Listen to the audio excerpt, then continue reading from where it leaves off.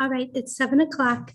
I'm going to go ahead and call to order the Plan Commission here in the city of Middleton. Today is October 24th. First up is roll call. Bruce, Here. Erdman Hermans, Here. Harp, Here. Haniro, Here. Summers, Here. and Mayor Kuhn is present. Adams is absent and excused. Excellent. Thank you, everyone. It says first up is the public hearings. Actually, okay, thank you. And the approval of minutes, is there any changes before I accept them? Any suggestions? Hearing none, I will accept the minutes. And the agenda, moving on to the agenda item, the first up. Before I get started with that, I do want to say, I wanted to acknowledge everyone that emailed you comments in advance of the meeting. And I do want to share that the Plan Commission held a public hearing regarding Amendment 2 to the Comprehensive Plan on September 26th. And the commission will be holding a public hearing regarding the draft and new zoning ordinance and zoning map on November 14th. Therefore, we will not be taking any public input tonight when the commission gets to either of those agenda items. Just sharing that. And I appreciate the staff helping me. Starting with number 1, agenda item, set a public hearing date for rezoning a planned development district to PDD for the general implementation plan or GIP for 7103 Twin Sunset Road for Mr. Katukum. Is there a motion? Bruce will make a motion to set a public hearing for Tuesday, November 28th. Is there a second? Summers will second. Any discussion? Hearing none. All those in favor of setting a public hearing date for the Twin Sunset Road location for Tuesday, November 28th at 7 p.m., please say aye. Aye. Any opposed? The motion passes unanimously. Next up is to set a public hearing date for rezoning to amend a planned development district PDD general implementation plan GIP of Greenway Station for a 12-story multifamily building at 1630 Aspen Commons. Is there a motion? I move that we set the public hearing date for Tuesday, November 28th at 7 p.m. Okay, is there a second? Bruce will second. Any discussion? Hearing none. All those in favor of setting a public hearing date for 1630 Aspen Commons on Tuesday, November 28th at 7 p.m., please say aye. Aye. Any opposed? The motion passes unanimously. Number 3, the certified survey map, CSM, Lot 2 of Middleton Valley Apartments at Red Tail Ridge. Is there a motion? This is Haniro. I'll move approval of the CSM for Lot 2 of Middleton Valley Apartments at Red Tail Ridge, contingent upon resolution of engineering staff comments. Summers will second. Any comments or discussion? Planning staff is, this goes along with the plan that we saw previous. Please meeting, mute correct? your microphones. Thank you. Sorry, go ahead. Yeah, I'm sorry. This goes along with the plan that we saw previously. It's just at that time we didn't have the CSM. Is that correct? That's correct. And we actually did have the CSM, but it was buried within a stormwater submittal, and it was like page 97 of the PDF. So we looked through it, but we hadn't noticed that it was in the PDF document. So our apologies to the applicant. I wondered about all the placeholders in it, all the numbers and references that need to be put in. I believe the CSM for Lot 1 was the same way. Is that common? Wade Weiss has his hand raised. Yeah, I can answer that one. the references in there are going to be easement agreements recorded by separate documents. So for all the placeholders, though, that information will get plugged in as those documents become final and get recorded. Thank you. Any other discussion? All right, all those in favor of approving the CSM for the Middleton Valley Apartments at Red Tail Ridge contingent on engineering. On resolution of engineering staff comments. Thank you so much. Please say aye. Aye. Aye. Any opposed? Motion passes unanimously. Number 4, design review revisions to add bollards and gates. Don Gobin Cars at 3415 Parmenter Street. Is there a motion? I've got some questions of staff, if we can. Do you need a briefing first? That's okay. Staff, can you provide comments? And I might need to see them. There it is. Thank you. Yes, I can give a brief overview. And so this is for Gobin Cars. You might have, hello, I'm I don't over think you here. have a microphone, Daphne. Oh, can you hear me? Yes. Okay, great. So this is for Gobin Cars. They were here about last year to update their building facade. As a contingency of that approval, we had required them to return the landscaping as shown on this landscaping plan. And so they have done that. And if you see on the next page, they have this driveway, which was much larger than what was shown on the plan. And so they've narrowed it down to match what was on the plan. But as a result of that, they found that a lot of people are driving through the new grass that they had just planted. And so they wanted to put up bollards shown on the previous page. However, staff believe it might be put on public property. And then overall, we were all just more supportive of having like a landscape buffer or putting in trees instead of those red bollards. So staff is not recommending approval of the bollards, and we would much rather see landscaping put in instead.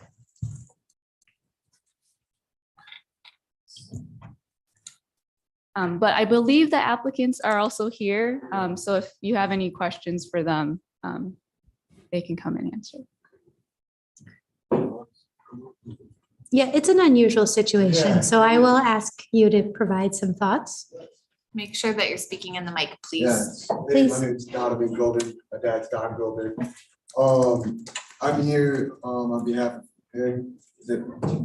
I don't know. We put bollards in on our other location due to when the riots went and cars were getting stolen and stuff like that. And we went through the city of Madison, which Madison approved these bollards that we put in. They're red, they're nice. This is what we have right now. People can still walk through and stuff like that. We don't want to close off access. We also have the gates, which are just on chains and just normal locks. So if anything, if the fire department or anybody had to get through, they can just cut them and they're real easy to open. And then to the property line, we are actually going to put the bollards on our property. I don't know where that got miscued, but we would put them on our property. We have other pictures with the landscaping. Go to where obviously they just drove over the bush. The thing with landscaping, because we have a lot of landscaping on our east side location, they can just drive through it or cut through it. In fact, when they were stealing cars, they just drove it over we have a retaining wall. They tried driving over the retaining wall and the car's just floating.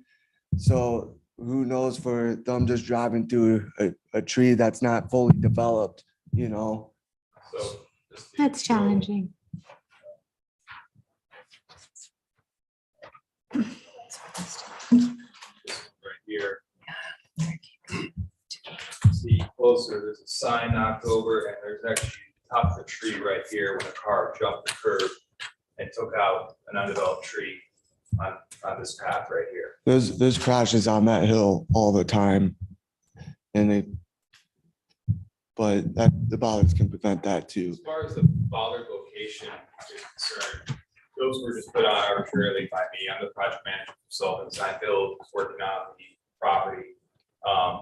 Prior to me getting an actual survey, I just put them on, just to represent where we would be, roughly where we located them. We would get a survey, proper survey done first, and then place them. Pending your approval. And we're also not supposed to planting bushes in between them, or if you guys want trees to make it look nicer, we're not supposed to that either. Yeah.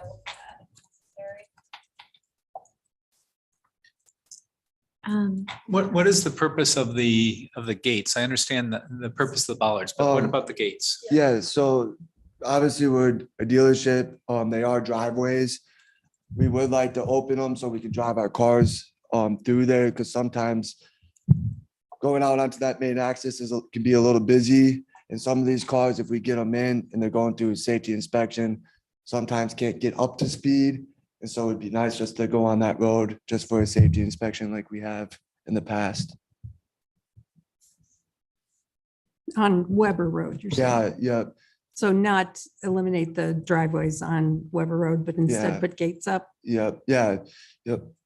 But the gates do what for you? Well, the gates are so, I mean, people don't drive through them because obviously the bollards can't go long enough. So it just would prevent cars going through there. Are people cutting through to get to Parmenter? Is that what happens? Yes. That's why we did, I don't know if you saw the big concrete barriers. They're kind of ugly. Mhm. Obviously we want to get rid of them too. We want the property to look nice, but this was the solution to making it look better, other than having those big ugly things. I think the Bruce Company has something similar. I'm sorry. Did you raise it? Oh, okay. The Bruce Company has something similar with the gates on their property. I noticed they closed off their property as well. That makes sense. Well, just so you know, I have worked on security for facilities in my day job, and bollards are being adopted about a decade ago. We don't like putting them there, but we have facilities with a lot of glass near main thoroughways. And so to avoid cars driving into the buildings, this is something we've gotten more accustomed to. So it's not uncomfortable for me, but I've seen them for a decade. As others, have you guys seen them? I've never seen them used in this situation before. The picture that you're showing us of the Madison location it's more, to me, it's more acceptable in that you also have the treescape there as well. You've got some landscaping and the bollards. I think having just the bollards feels, pretty austere. And if we were to be able to add treescape similar to what we see there in that photo, along with the bollards, to me would be more acceptable. Well, and the red caps on that, sir, too, they're caps. I don't know if you're familiar with the bollard, but it's like a post and then a cap. If they fade out, we're going to replace them too. We're going to always keep them nice and red. But we'll definitely add some trees and landscaping to make it more eye pleasing for people. Yeah, I think that's a good ask, and I appreciate you guys sharing that, even the gates that were brought up. I noticed in the comments from the engineering staff, they're talking about having too many curb cuts on this property, or more than what's typically allowed. Has this property always had this number of driveway cuts? As long as I can remember, yeah. But we can go back and check an old air photo. Yep. Could one of the driveways be closed off? We don't really want to do that just because of access, because we're a dealership. Driveways. But the one from Weber Road, for instance, the one at the very far end of Weber Road. I don't know which one's more necessary. we want to have both too for transporters to be able to bring cars through so that they don't get blocked in. It's easier to kind of go through that way as well. So it'd be difficult to have one closed off. Because they come on big semis and stuff like that. And then also like parking situations too, because there's, even with those gates there, another car can park and another car can park. As you can see, when we put landscaping in for you, this last bit, it took up probably about 6 spots for cars already. So as a dealership, spots is obviously important for cars. I think, and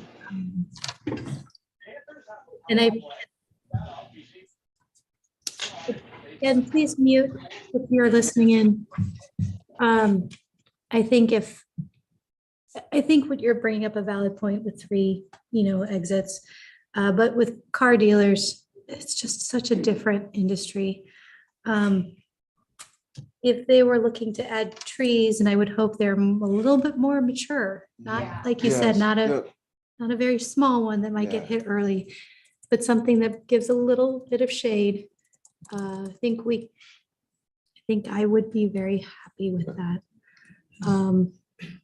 The other commissioners may not agree, and that's okay. Does anyone else have any questions? It's hard. I will tell you, red is bright, but I realize that Govan is Right. your signature color. It is. Perhaps that's the reason. Okay. Oh, sorry. To answer Commissioner Bruce's question, I went back to the aerial photo as early as 1987, and I see all the same locations for curb cuts. Well, I imagine these gates would remain closed most of the time. And I see this more as a, obviously you need the access, but it's almost a safety issue if people are constantly cutting through there to a very busy road. Well, we have private property signs on it as it is, and they just keep going through it. We got very expensive equipment in those garages and stuff like that. And sometimes we're not there, there's no security, so we just kind of bank off Quick Trip security looking at it right now. until it's fixed up. And I imagine the bright red would also be a larger deterrent for someone Yeah. looking to steal a car. Good point. Yeah. It's Yeah. like safety first. I would also be okay with just adding some landscaping so that it conceals a And little we're bit of the definitely all outer side. for that. And whatever size trees or any of that you guys want, we can do. So. I'm the commissioner that brought up the concrete barriers a year ago, and I appreciate the work that's been done to, yeah, bring it into line with the aesthetics of Middleton. And I really like what you've done with your other dealerships. And Thank you. I think the improved safety at that corner is a good thing, both for your dealership and for the communities. Thank you. I support the project. Would it be acceptable for the staff to work out the additional landscaping as part of a approval? I think that's wise. And with that, do you have a motion? Yes, I would move design review for design review approval to add the bollards and gates as shown on the plan, subject to the staff comments regarding placement on private property and the addition of landscaping sufficient to make it aesthetically pleasing and to provide some shade for that area as well. Do I have a second? Second. Excellent. Any comments or final suggestions? I did have a question about the comment in the staff recommendation about restoration of stormwater management area. Can you address that, please, staff? I believe it is just this tiny corner here. It was a stormwater basin or of some sort that was in an agreement. So our stormwater engineer would like to see that restored to full stormwater. I believe right now it might just be some grass. Something like that, so we would like to see that restored to be able to. Okay, thank you. And then also on the same slide, Daphne, there's a comment that says these landscape features have not been installed. Can staff talk to that?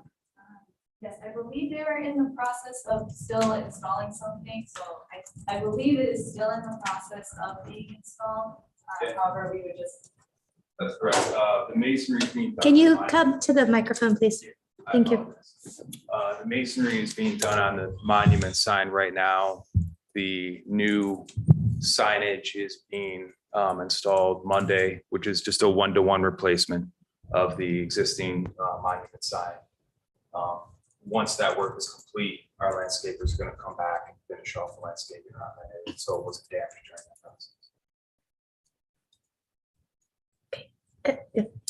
process. If I may repeat the motion to make sure I got it right. So what I recorded is to approve the design to add the bollards and gates contingent on the applicant ensuring they are not placed in the street right of way and subject to staff review of landscaping interspersed between the bollards to provide additional screening and shade.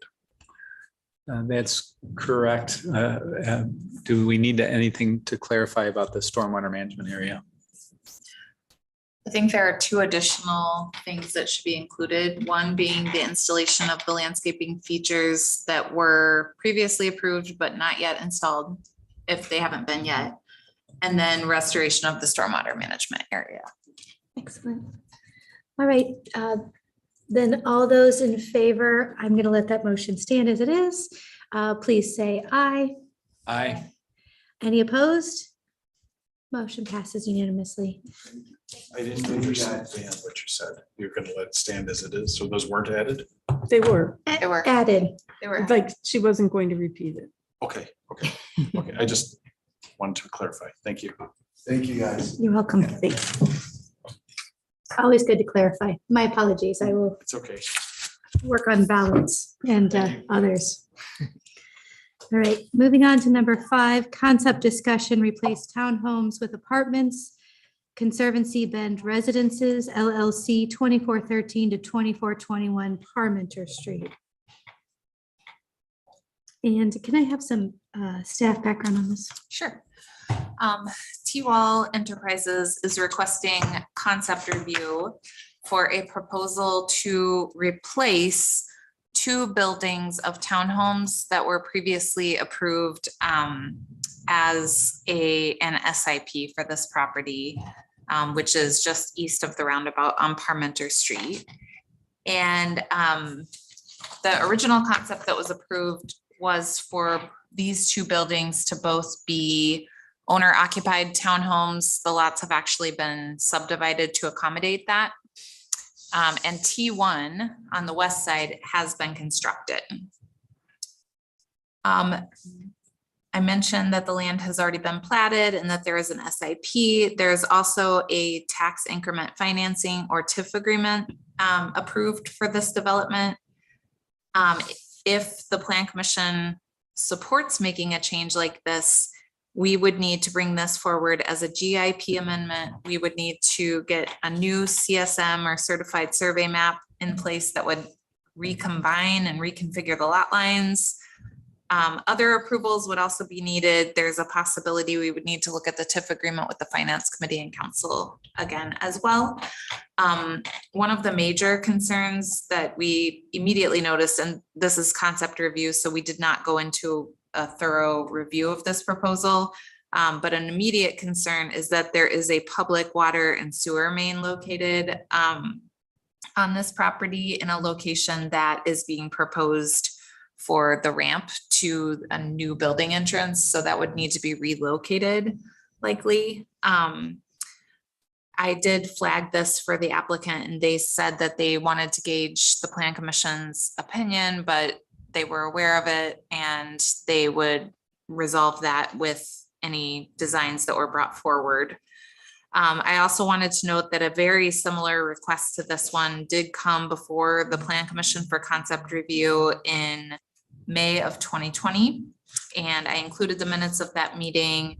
in the packet. It was basically just for feedback. There was no action taken to approve or deny the concept at that meeting. Also, Commissioner Bruce had asked about how this relates to a previous request that T-Wall Enterprises had given to the city to request of a GIP amendment in order to allow T-Wall Enterprises to rent the existing townhome units that have already been constructed. And that was not recommended for approval. The GIP modification was denied by the council when that request came forward.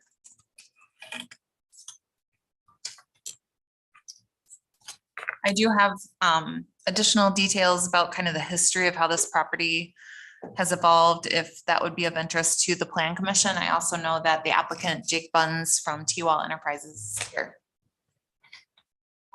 I would appreciate walking through that history if you would. Okay, so it's kind of a unique circumstance with this property. You may recall about 5 years ago, there were 2 office buildings on those properties. Those were owned by the Polkamp family. And then the other building was called the Pines Building. And the city was working with the Middleton Cross Plains School District on a location for expansion for the high school. So we kind of went around with several different ideas. And prior to the high school referendum being placed on the ballots for consideration, they were actually looking at this location for an expansion. It was going to be a separate building, more focused on life skills, maker space, those types of things. But they were working with their consultants who helped them with the referendum and with architecture. And they began to consider the question of this location, and they received a lot of negative feedback in the community. The feeling in the community that was too far away from the main building. So at that point in time, Mike Davis, our former city administrator, and I had already done quite a bit of work with the property owners, and they had agreed to sell their property to the city. We were helping to try to facilitate that for the school district. And so when the school district said that they decided not to move forward on the sites, we decided to go ahead and purchase them an RFP or send out a competitive request for proposals for a redevelopment project there. So the city closed on those properties in late summer of 2018. And in July of 2018, we sent out a request for proposals to redevelop the sites. One of the things that was included in the RFP is that the city, as determined by the Common Council, wanted the selected development to pay the city the full purchase price for the assembled 2 sites. And that was $2.63 million. That was a really key factor in the request for proposals. It's very important to the Common Council to get the full amount repaid. We received 2 competitive proposals for the project. And actually we received 3 proposals, but 2 of the 3 were from the same developer, which was T-Wall. There were a lot of differences in the 3 proposals. The key factor was that the key differentiating factor is that the other proposal, which was a workforce housing development, was proposing a lower TIF request, but also a lower upfront purchase price to the city. Whereas the T-Wall option A proposed to receive 100% of the TIF increment, or the incremental tax value that's generated on the property through the remaining life of the TIF district to the project, but agreed to pay the full purchase price of the land from the city. So after feedback and a question and answer period, the developers were beginning to negotiate options where they knew what the other was proposing, and they were trying to sweeten the pot on each of the 2 deals. And the council felt like it was getting a little unfair to try to be like negotiating with 2 different developers. And they instead opted to reject both of the original proposals and then send out one final RFP, which happened in January of 2019. And they required it to be a sealed proposal. So they said, give us your best offer. Then in early 2019, we received the two proposals. They were from the same two developers. And the city held a committee of the whole meeting where each proposal was weighted and ranked. The city selected T-Wall for the project. And the number one factor for that selection was that they were willing to pay the full purchase price. That was really, really key through those discussions. Though the other proposal had actually increased the amount that they were willing to pay on the purchase price and committed to not seek any TIF support. So, I mean, they were kind of getting closer, but really number one key factor, my recollection, I was in all those meetings, was that T-Wall was willing to pay the full price for the land. The number two factor was that T-Wall's proposal included owner occupied housing. And that was really important because we receive a lot of calls at the city asking, why is there no new condo development? And of course, as we know, there are some really significant financing hurdles for developing condos, but T-Wall was proposing a very slick option that included a 0 lot line owner occupied townhome, and we're able to get financing for that. That was really attractive to the council, and it also provided two different types of housing on the same property, multifamily rental and then owner occupied townhomes. The city moved forward and entered into a TIF agreement for this project in the amount of about $6.4 million in developer financed assistance. So that means the city is not on the hook for any increment if the appraised or the assessed, value comes in lower. It's developer financed. 4 million of that was for the apartment building, and the other 2.4 million was for the townhomes. The TIF for the townhomes was for land acquisition, parking, environmental remediation, demolition, etc. This TIF agreement did predate the city's new policy for TIF adopted in early 2020, which excludes as a TIF eligible expense the first level of underground parking in a multifamily building. At this point, the city has issued one single TIF bond, which is for the apartments, but has not issued a TIF bond for the townhomes because those are not completed. Only one of the 3 buildings has been constructed. So we have not paid out any TIF increment for the townhome buildings. I already mentioned that in May of 2020, the developer had requested a similar change to what they're proposing now, which is to convert the townhomes to multifamily.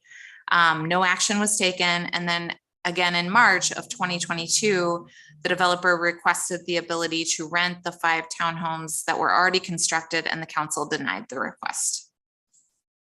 So I think that's the history. I'm happy to answer any questions, and I'm sure that Jake would also like an opportunity to present their opinion. I'd like to ask, how many of these townhomes have sold?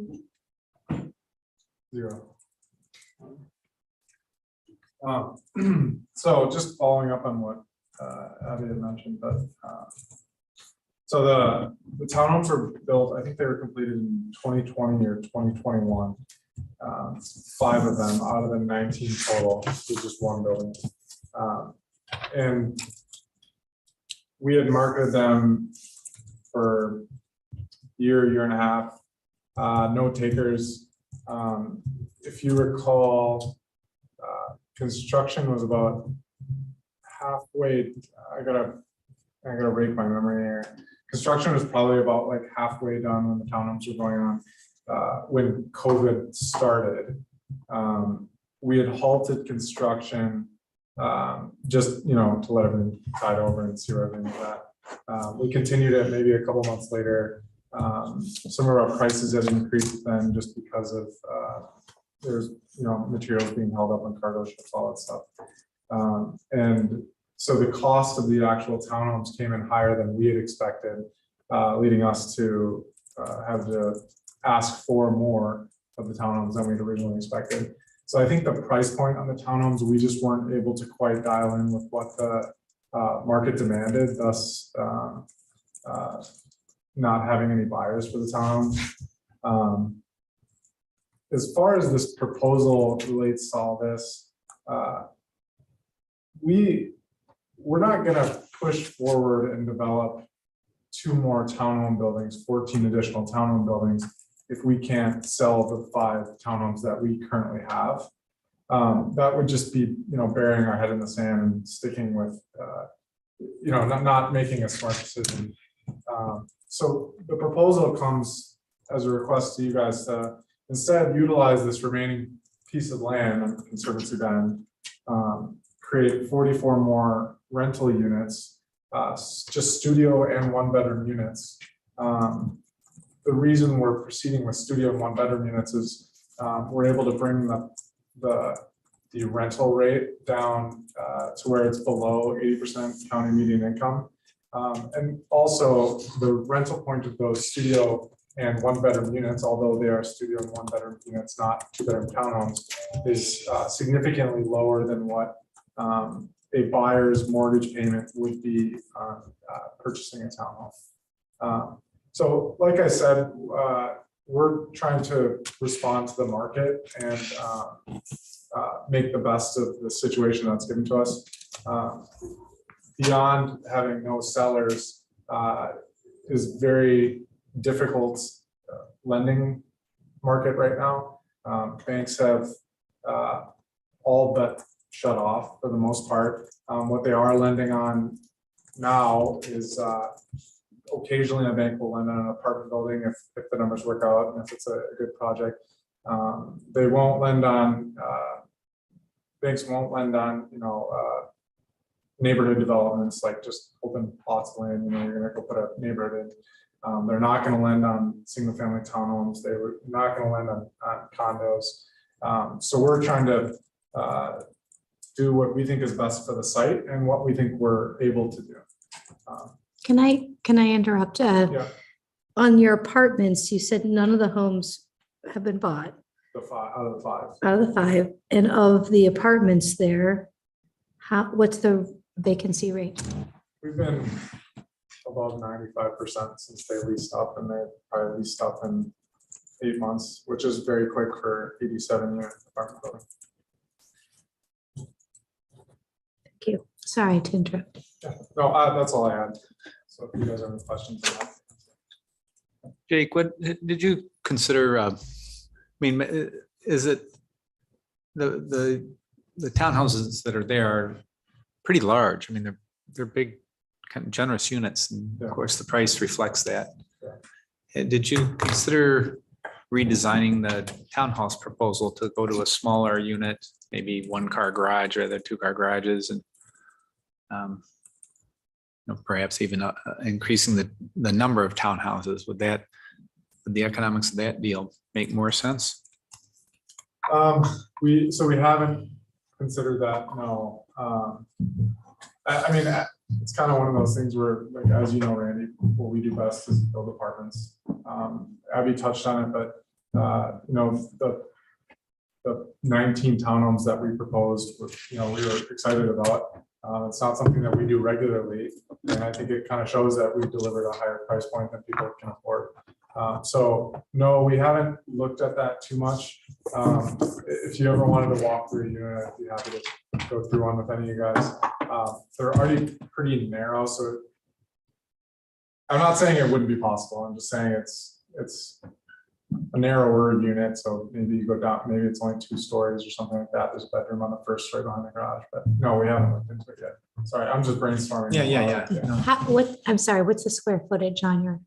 I think they're anywhere from the smaller unit, the smaller units are maybe 2,000 square feet and the larger ones are 2,600. That's about what we had it when I lived on Hilldale in a townhome.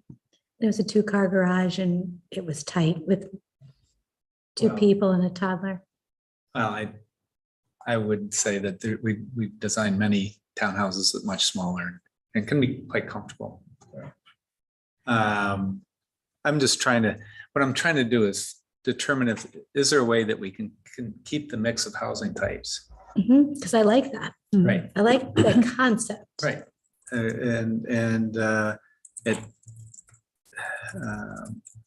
Because that was part of the original proposal. It was part of the TIF award, and so to me it seems like, okay, we should exhaust that possibility. the same time, you know, I would understand Jake's statement that, you know, they're not gonna build the townhouses that are proposed at this point, and they probably won't in the immediate future anyways. We So, couldn't. Yeah, right, just doesn't make sense. So the apartments, do you have 2-bedroom units there? Yeah, and 3-bedroom units in the current apartments. Are those all rented as well? Yeah, well, I don't know exactly, but you know, we're at 95% occupancy say, so probably. So it seems like that location right by the high school would be a prime spot to continue to offer family units, not just studios and 1-bedrooms. Why did you choose just those small units for the proposed apartment building? Comes down to probably more of a density thing. With a building that size, you're gonna get more, so the 44 unit building, if it's just studios and 1-bedrooms versus a, say, 25 unit building with 3 bedrooms and 2 bedrooms. The reason they're called like efficiency studios is that you're getting more rent for the space than you would a 3-bedroom or a 2-bedroom. So the building is still gonna cost X dollars, but your revenue is gonna be lower if it's just 3s and 2s. Does that make sense? Yeah. So by having studios and 1s, we can make it work versus having 3s and 2s. It'd be a little bit tougher. And the other parts of that too is, yes, Conservancy Bend, the 3s and the 2s are likely all rented out as it's a 95%. But what we've been seeing overall in the Middleton market, and I think it has a lot to do with Epic and a lot of the other larger companies in the area, are these studios and 1-bedrooms are flying off the shelves. When we lease up buildings, they're usually the first to go, or when they come available, they're the first to be rented. So. Alder Nairo had her hand up. Yeah, I am inclined to agree with Commissioner Bruce. I noted on page 41 of the agenda packet, not only have there been 0 sales, there were 0 offers made, which is blowing my mind because we all know how hot the real estate market here is, especially for, you know, people trying to find homes. When I looked to see, they're no longer on the market. They're for sale. They're not listed on the MLS right now. Okay, because all I could find was a reference to townhomes for lease available in February 2022. So I'm just wondering what was the price you were looking for these? I think the, please don't quote me on this. I think the smaller units, the internal units were high 400s, and the externally, the corner units were like 515 or 525. That's about what I remember. Yeah. Yeah, and I think we can all speculate. You know, people move to Middleton, they most likely have a larger family, 2-3 kids. I don't know, they probably want a larger house for that kind of price, not a 2,000 square foot tunnel. But you'd think there would be some users that would snatch it up. Can I ask what the HOA was? I don't have that number off the top of my head, but Ballpark, are we looking less than 500, more than 500, more than 1,000 a month? I would be shocked if it was more than $500. It's not, I don't have it off the top of my head, but. I think what I was thinking, and that's a great question, because it always adds in. So thank you for that, Commissioner Hermans. But going back to Commissioner Bruce's comments about the sizing, I think I would be more open to having that conversation if we could get the skinnier one. I'll have to tell you, my husband likes the 2-car garage. He's always got tools, so I always get lectured. But if they had like 2 of the 5, I always think it's 6 on that one. If 2 of the 5 were sold and they had an offer on 1 or 2 others and it just didn't go through, I would be like, yeah, let's sit here and really take a look at this. We're at 0. And if we have an opportunity to build apartments, and that's a location that seems to have apartments in that area, there are other apartment buildings by other designers. It does fit. Do I wish there were more housing, like single family homes across the city? Yes. Owner occupied townhomes? Yes. They're not selling. Well, I think- when you look at I mean, frankly, I think they just missed the market. I think Jake's agreeing with that. They had put up a unit that wasn't what the market wanted. And that's why I was suggesting, hey, could we maybe redesign the product, get it into a price point that and features that make sense, and get what the city had kind of intended at the beginning. I don't think it's in anybody's interest to leave the property vacant. And so, yeah, those are my thoughts, I guess.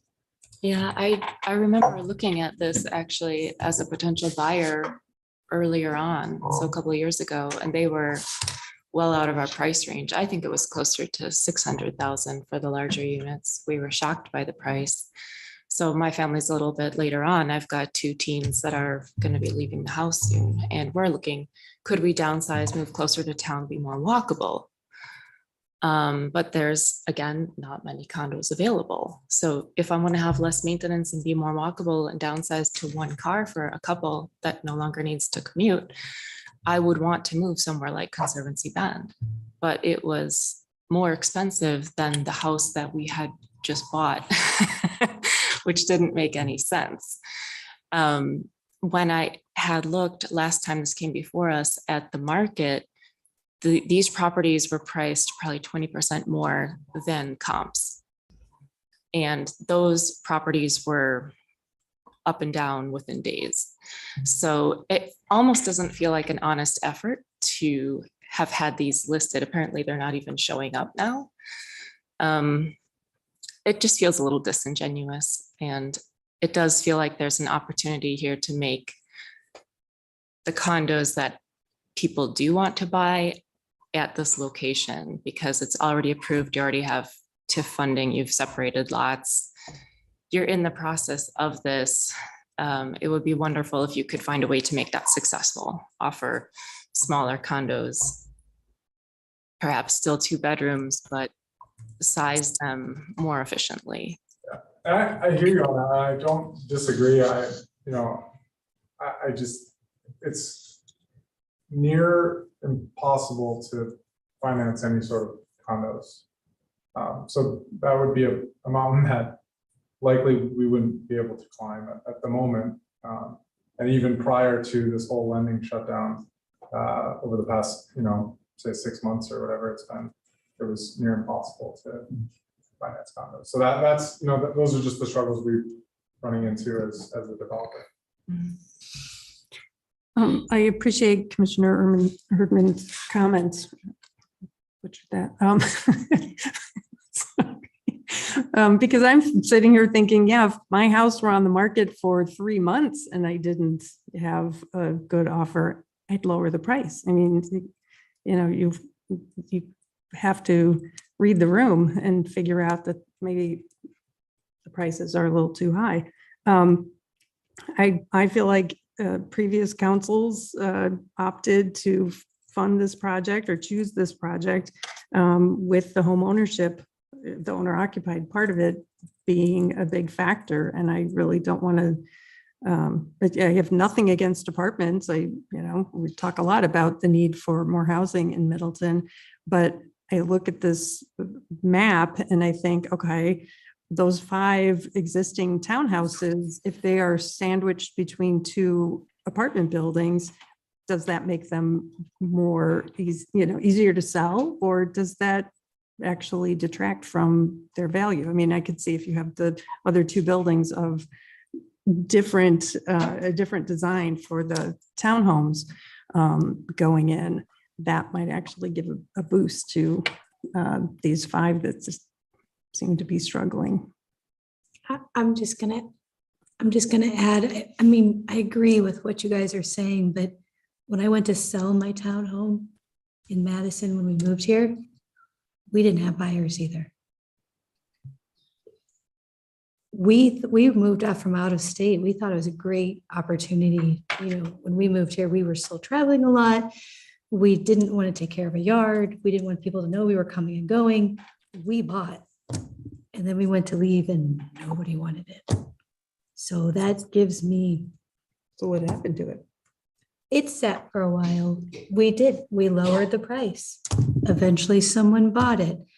But I've been watching it. They don't sell and they don't sell fast. And sure, it'll eventually sell, especially if you lower the price. But if people are building and they're not really making anything, are they going to want to build more?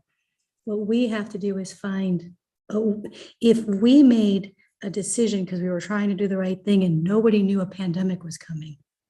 Honestly, like if it was built in the middle of the pandemic and people moved to Middleton because they wanted a yard from the East Coast and West Coast, that's not the place. The other thing is where we lived in Madison, we were surrounded by apartments. I'm trying to think, there were apartments all across the street. There's now apartments up and down the road. There's apartments. It's right at that Hilldale turn.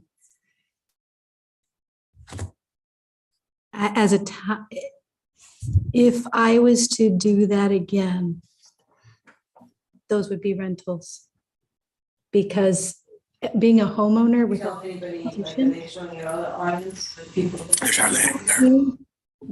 thank you. There was constant churn in that neighborhood. And the problem is sometimes it felt like an empty ghost town because the apartments and people are working all day or they're moving in and out. We wanted to be in a neighborhood with kids. So, as that bend grows, I think it's great if you're an empty nester and you want to walk, that would be awesome. But if it's right by the school, it's probably somebody who's new to town and it's either a job, new teacher wants to be able to walk to school, a police officer, because that's a high volume area, people who are new, that's my gut. I can't tell you for sure. But if they're not selling, if people aren't even making a bid, because what they could have done, if it was too high price, they could have said, you know what, that number's crazy, but I'll offer you half. They didn't get that, unless I'm wrong. I guess I would agree with Commissioner Bruce about looking at some of the other options. I mean, a 2,000 square foot 2-bedroom is a generous size. The first 10 years I lived in Middleton, I was just under 2,000 square feet for a 4-bedroom house. So it's a generous 2-bedroom townhome. With a garage too. So, Yeah, we have a 2-car garage too. So I guess I would entertain looking at other options because I guess I would never go in and actually offer half. I mean, people just don't make offers if it's not even in the ballpark because they know they're not even going to be. Our realtor would not have put their name on an offer like that. Right. Not one effort in one. And my main concern with this, from the beginning of looking at this agenda, is that every single meeting we have, we talk about the lack of owner occupied housing, and we continue to see a lack of it in every other development present. So I understand the challenges, but I really hate to consider backing out of, what this was approved as. Another comment on that. I know, like, obviously there is a lack of owner occupied housing in Middleton. And I know you guys hear from people all the time. But there is also a lack of rental housing as well. It's just housing across the board. So the proposal we put in front of you is, hey, can we do this? Are you okay with this? We'll go develop 44 more rental units that are affordable. Or basically, I mentioned this before, but we won't be able to find the financing capabilities to get these townhomes done and market them. So I know what was approved in the past, and what we all, including myself, would like to see is these 19 townhomes, 87 apartment units that were built in the 19 townhomes. But the reality is the market today is either 87 apartment units that were built, 5 townhomes, and 44 more apartment units, or it's just gonna sit empty until I don't know when the lending market changes and we can make that happen, selling owner occupied housing, so. I just want to make that clear, because it's not like well, pick and choose one or the other, it's like a one or something. I have Unfortunately, questions. Two questions, one for the city. Wait, Go ahead. before. All right. So you're telling us that either we consider your apartment or it sits. Yeah, until things change, but who knows when that is? I mean, condos haven't been, I mean, you guys see Madison, Middleton, there's been no condos built in the past, besides these 5 townhomes, and I don't know how long, so. Yeah, okay. So just so you know, when you made that comment about a realtor not putting things forward, I did that in Ohio. And they accepted it. It was delightful, but that's okay. You had questions. So a question for the city is what happens to the TIF incentives if this gets redeveloped into apartments? Well, I think that the city council would need to look at a revision or a change. Right now, with the townhomes, if it just sits, then the city would not issue a TIF bond until all of the buildings are completed. We're developer finance, so we're on that for that. Right. Yeah, so nothing happens in the city then. Right. So like right now, basically with the one building, that incremental tax value is not going back in a check to the developer. It's staying in the city's TIF District 5 account for our projects, you know, city sponsored projects at this point. But to be clear, there's not like, money being generated from the property taxes. Well, there is from the one that's been constructed. Okay, yeah, but not, I got you. But not for the So other a two, third of right. what should be. Yeah. Yes, that's correct. So, but what about the commitment for the TIF, for the townhouses portion? The $2 million of TIF for the townhouse, I think that was the number. Does that just go away? That is my understanding, and I confirmed that with Bill Burns earlier today, that the way that the agreement is written, unless the city were to approve of a change, the way that the agreement is written, we would not issue the revenue bond and begin to pay out increment until all 3 buildings are constructed. So we're not being Another question. penalized, I guess. Commissioner Hart. And I'm not sure if this is for staff. I think it might be for staff, but you said that was already broken up into 3 different lots. And so 2 of the lots are empty right now, waiting for the future townhomes. Is that right? Yes, except that they're each, because it's a 0 lot line townhome, each townhome is on its own lot. So there are 19 lots and the 5 on Gotcha. the west are Oh, constructed so on. it's more than 3. Okay. Yep. Well, I guess my question was, could the remaining property be sold to another developer? They could. And so if another developer were to buy that from T-Wall and come in here with an apartment proposal, we would consider it, I think. They would have to get it rezoned. And there have been projects where the city has approved a TIF agreement with a developer and then they sell the property.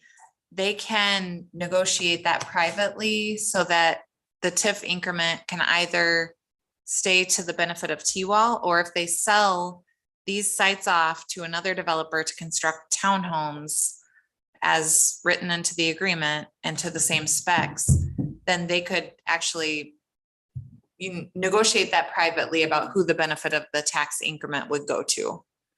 But someone else could buy these properties, build townhomes, and they would still be eligible to receive the assistance.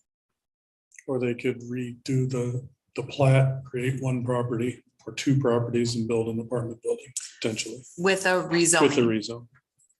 I was just trying to understand sort of the different scenarios that could play out here in lieu of them just sitting on it and it being empty. Good questions. How many more years on TIF 5? Is it? It goes through 2036. I guess my 2 cents is I don't really have an issue with the apartment proposal. I think it's good use of the property. I understand all of the other arguments and discussions, and I fully understand them, but I could see the one in efficiency apartments being beneficial as well. My question for the developer was, overall in your Middleton apartments that T-Wall has, your various properties in Middleton that are apartments, what rental rate increase has been year over year since 2020? I don't have that data off that. Do you know about the apartments on this property just last year? What was the rental rate increase? Couldn't tell you. I mean, typically it's anywhere from, 1 to 5%. There was one that was 20% for downtown. Let's stay on topic, please. Oh, I'm answering. I understand. I'm just thinking also there's inflation, so all the developers in town probably So have. I just read an article that Madison's rental rate has been increasing at 14.2% year over year, where the national average is only 2% year over year. So I'm just trying to Again, on topic, understand. please. Well, actually, I'd like to address that. That doesn't, from a developer's perspective, that's not just greed or choosing a number pie in the sky, 14%. It's because there's a lack of housing. So, for example, if you look at the data, Madison specifically, not Middleton, but Middleton's related. Madison needs about 5,000 new units a year to keep up with the demand that's created here. It's the local development market, the local developers, T-Wall, other developers can do about 2,000 to 2,500 a year. So there's a huge deficit in Madison. That deficit carries to the outskirts of town, Dane County, everything. And what we've seen with Madison is there's a very strenuous process to get housing approved. So I think that's what, and I'm not saying this is all of it, but I think that's part of the reason that there's this deficit. So by building more units like this, these 44 units that we're proposing, it brings the supply and demand back in balance to where you won't see these huge rent increases every year. So it's a step in the right direction to get rid of the 14% rent increases. And the other reason for that too is, as you know, like Madison's landlocked, it's on an isthmus, so we're running out of room to build apartments, and Epic is hiring 1,000 new people this year, 1,000 new people 2 years ago now. Okay, thank you. That's plenty. Yeah, Appreciate sorry, it. I just economics of it. Jake, first of all, I want to just thank you for making your presentation today clearly, honestly, directly. It's been refreshing. And I know it's a tough subject because you're asking for something that that is contrary to what was previously approved. So I wanted to tell you that. To me, the what we're juggling with here is the history of the previous approval and what obligation do we have carrying that forward. And because if we didn't have that previous approval, and there'd be some other avenues more easily open to us. If this happens to move forward as an apartment project, I don't think it's necessarily, you put it out as it's either vacant land or a 44 unit apartment building. And I don't think that's quite fair because you're proposing 44 unit, but we haven't seen much of it. And, if I were to look at it, just eyeballing it, it looks like, it's maybe takes up more of the property than is comfortable. And we'd want to, I think, look to see if it falls in line with other setbacks and lot coverages and so on. So, I'm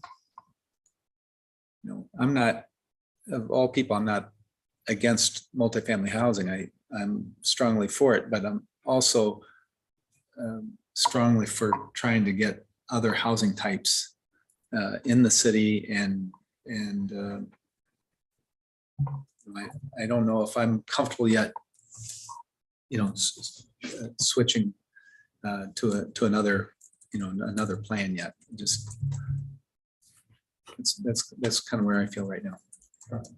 Question for staff, just thinking out loud here. I know we're not looking for a motion or anything tonight, just review, but would it be a consideration to split it up and allow for rental on the existing units and still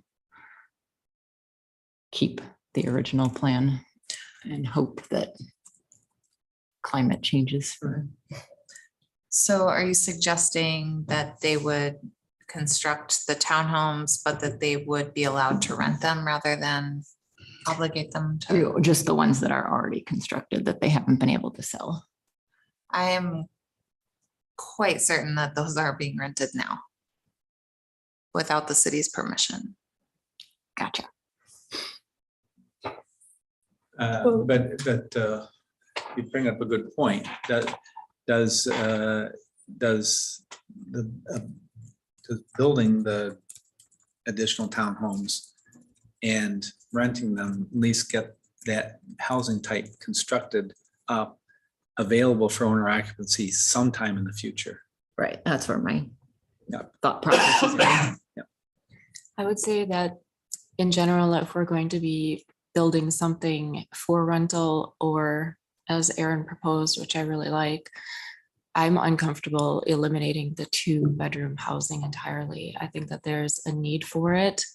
A lot of families split up and people need to suddenly be renting that don't have the ability to buy something, but they've got a kid or two. And people just need to be able to access 2-bedroom rentals.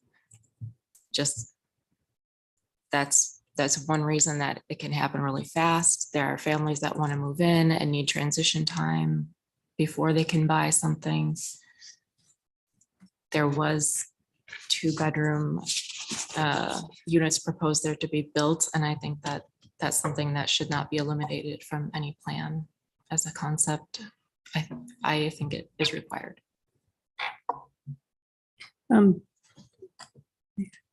Being mindful of the time and looking at the very narrow question of the concept discussion, replace townhomes with apartments, it seems like you've heard feedback from all of the commissioners at this point who are here. And if I may be so bold, it seems like a majority are in favor of at least trying to stick with the original agreement and make sure there's some owner occupied housing constructed. I will say, I don't particularly care for the presentation of it's either going to be apartments or it's going to sit vacant. I don't think that's in the spirit of cooperation that led to this project being undertaken in the first place. So I would hope that the developer can come back with something that is that can work for both the city and the developer.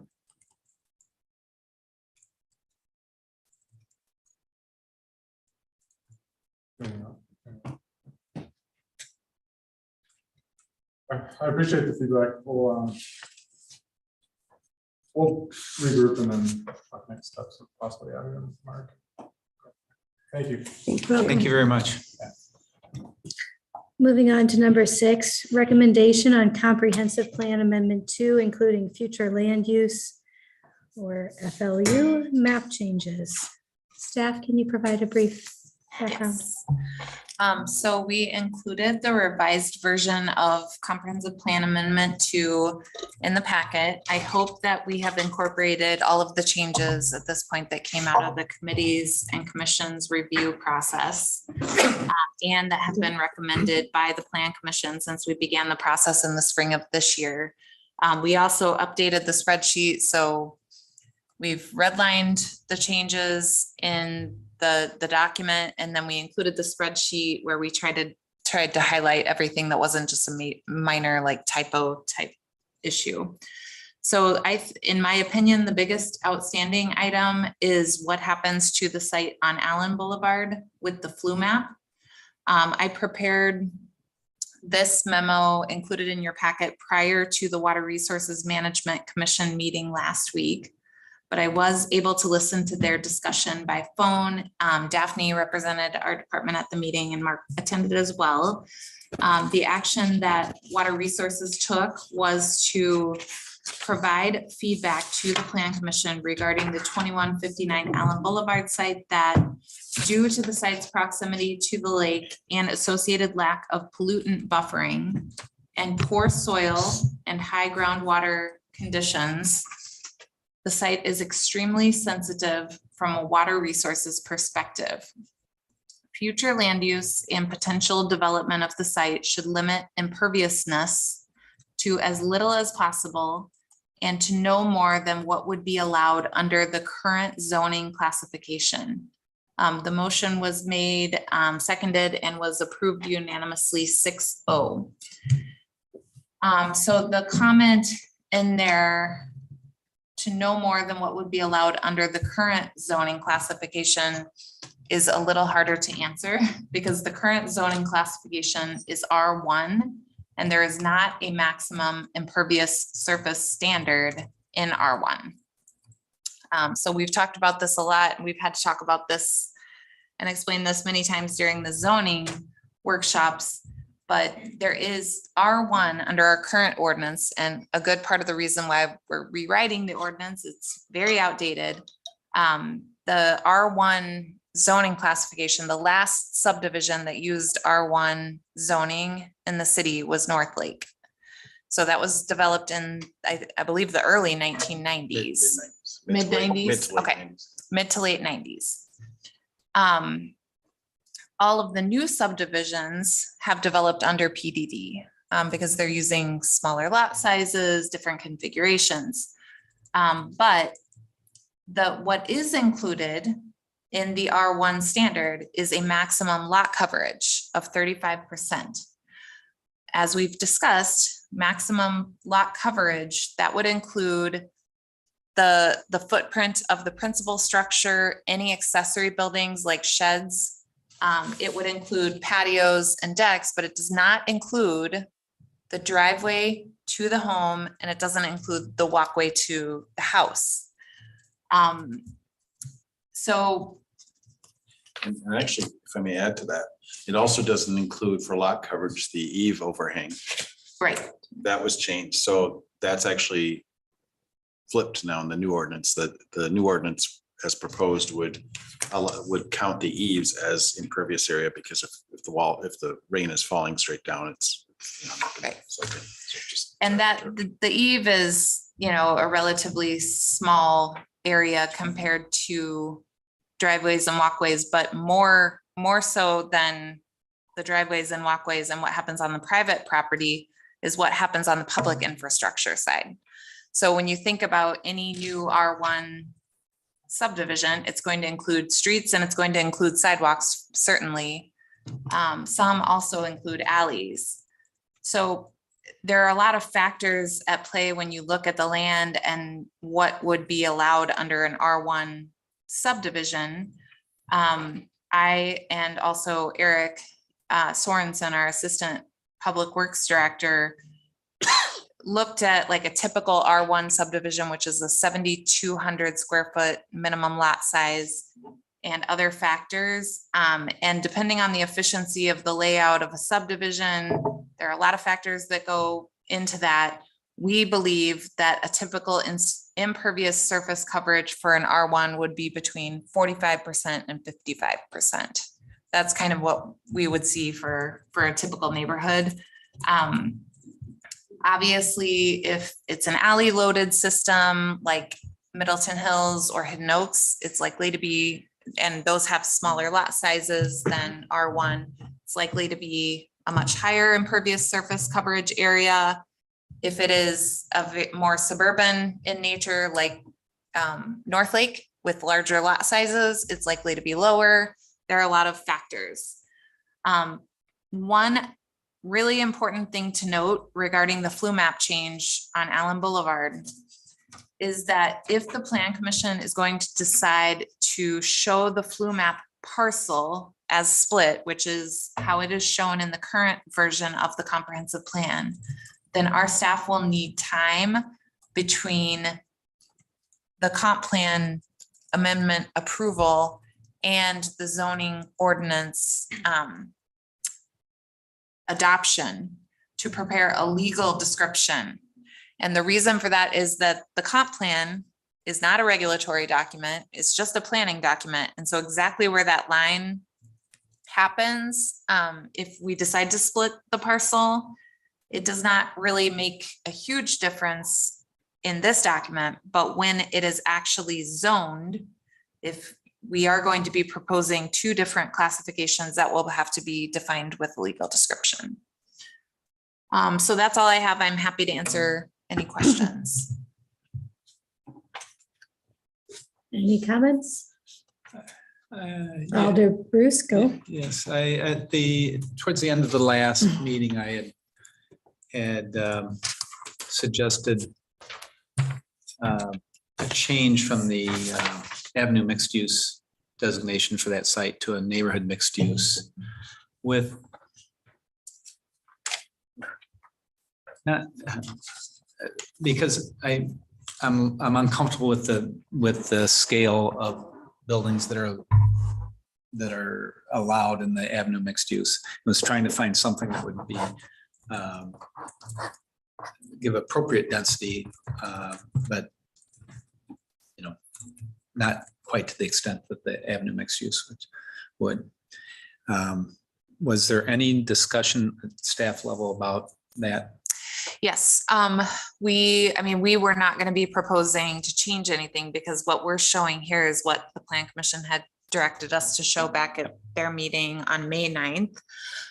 We did look at the translation table for neighborhood mixed use though, and the way that it's written currently, there are two different zoning classifications that neighborhood mixed use could translate to.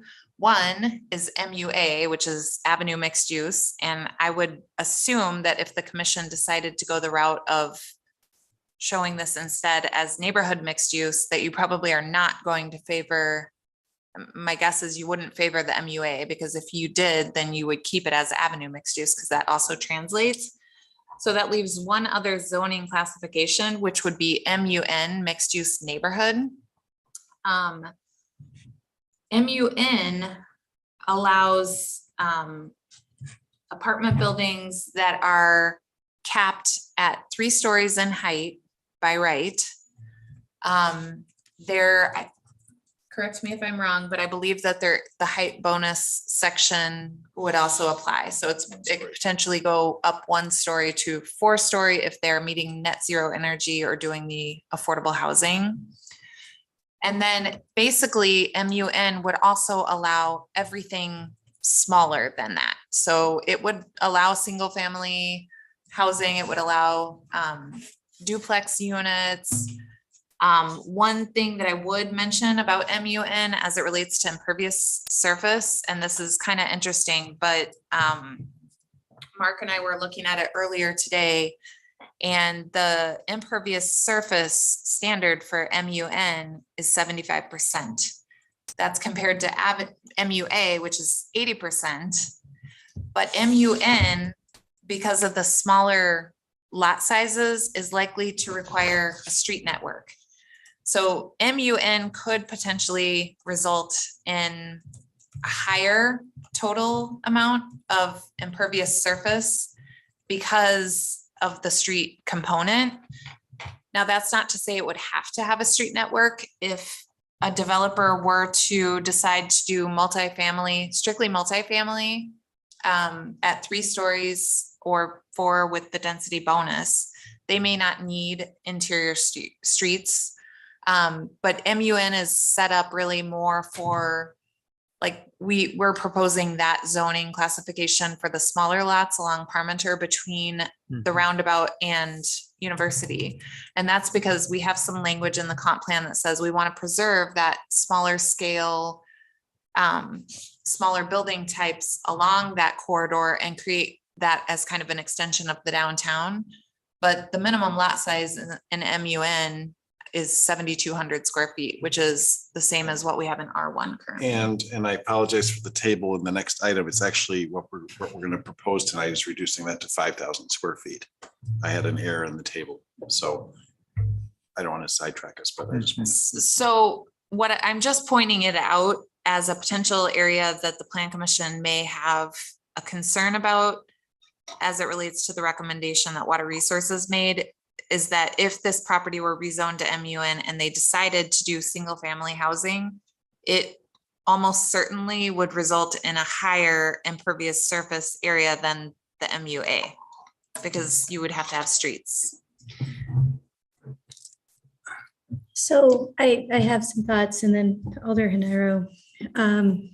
I see that on the back of that Allen Boulevard property that he was talking about is yellow.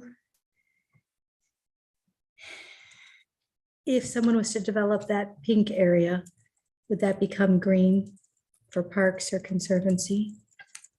The yellow? Yeah. What I'm trying to say is, if we are working with one developer, however the layout is, if we can get them to do a certain portion impervious, but keep to,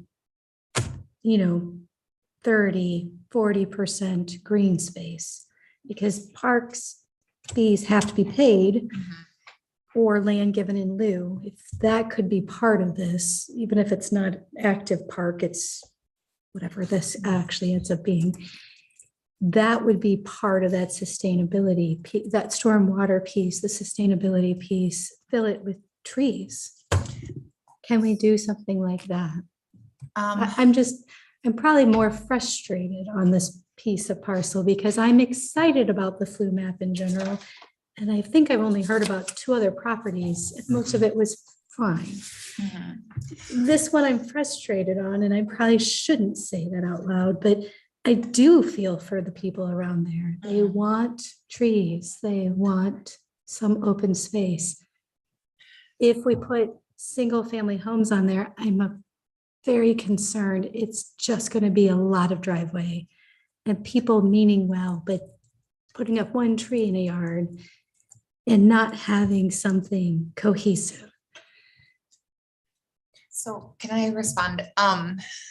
Typically for the flu map, we would only use the 2 different green classifications to show land that is in some sort of public ownership, like the school district or the city.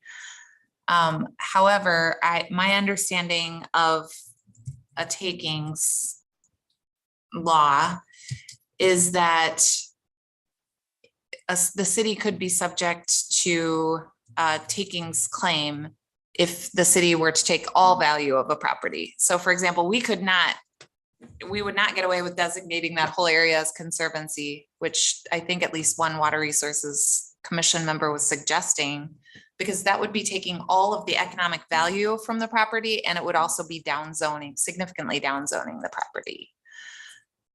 Whether we could designate a portion of it as conservancy or park, that I do not know. I think that we would probably be on solid footing to do that, but that's something I would rather consult with the city attorney with. Or maybe ask if in the future, if somebody is proposing things, if there's a good amount of land that could be a future. I have to say it out loud. They want their green space, and I know there's other developers that come through when they're building buildings and they're donating land to the city in lieu of park fees. So maybe that's where my mind was going. But thank you for the reminder on the not downsizing. Did I get that right? Downzoning. Downzoning, thank you. Not downzoning, because I do not want to offend our people or make a legal mistake. So in saying that, Alder Hanero. And Mayor, I appreciate you sharing, in all honesty, your frustration with this, because I've spent the last 2 days researching this. I want all the commenters to know I read every single message that I received, not just in the last 2 days, but before that. even the messages that pretty much repeated verbatim what others were saying. I also watched the video of the WRMC meeting. I used to be on WRMC. And I really appreciated Daphne, who's now over there. I appreciated Daphne bringing up the takings issue. I appreciated Eric explaining that this parcel of land does not take runoff from Allen Boulevard. I was a little concerned to hear, not only did it sound like at least one member of the commission was suggesting turning this into conservancy, zoning it as conservancy, which, by the way, we are not talking about zoning. We're talking about the comp plan. So there's another frustration is that these two projects have dovetailed at just a really complicated time. But not only did at least one person on the commission suggest downzoning it, I believe, based on watching the discussion twice, that at least one member thought it already was zoned as a park or open space or conservancy. I also am sure that at least one member of the commission thought this request to look at this property was in connection with a specific apartment proposal. That was said more than once. And it was concerning to me as a former member of the WRMC, who is not a water expert, but I'm a process-oriented person. There are outcome-oriented people and process-oriented people. If you think the ends justify the means, you're an outcome-oriented person. I feel like if the process is fair and it's a good process, then whatever the outcome is, I'm going to accept it, even if it's not the outcome I wanted. And I can't think of a better illustration of that principle than what happened in the 2020 presidential election and its aftermath, right? Stay on topic. I'm getting there. Okay, thanks. And so I respect the processes that we have in place to make decisions about things like zoning and development and comprehensive planning, which is looking ahead at what we want the city to be in 20 years. I think it's a shame that actually we have not gotten more feedback on the content of the comprehensive plan, because there are over 225 actions in that plan, and there are, I think, 7 values, lots of maps, lots of statistics, and really all of our energy has focused on this one parcel of land. And that is, I get it. I hear from the residents of Middleton Beach Road. I hear, Mayor, people do love their green space. But as I look at the map, I can't help but note that there is green space all over this area. And if we're looking at the map now, and you can see this parcel is not included on CARPC's environmental corridors overlay. I'm looking at the CARPC website to make sure that's not an oversight on our part, and it is not part of the environmental corridor overlay. So tonight we're trying to decide whether to sign off on the comprehensive plan changes, the flu map. We already weighed in back in May on what we thought should happen with this parcel.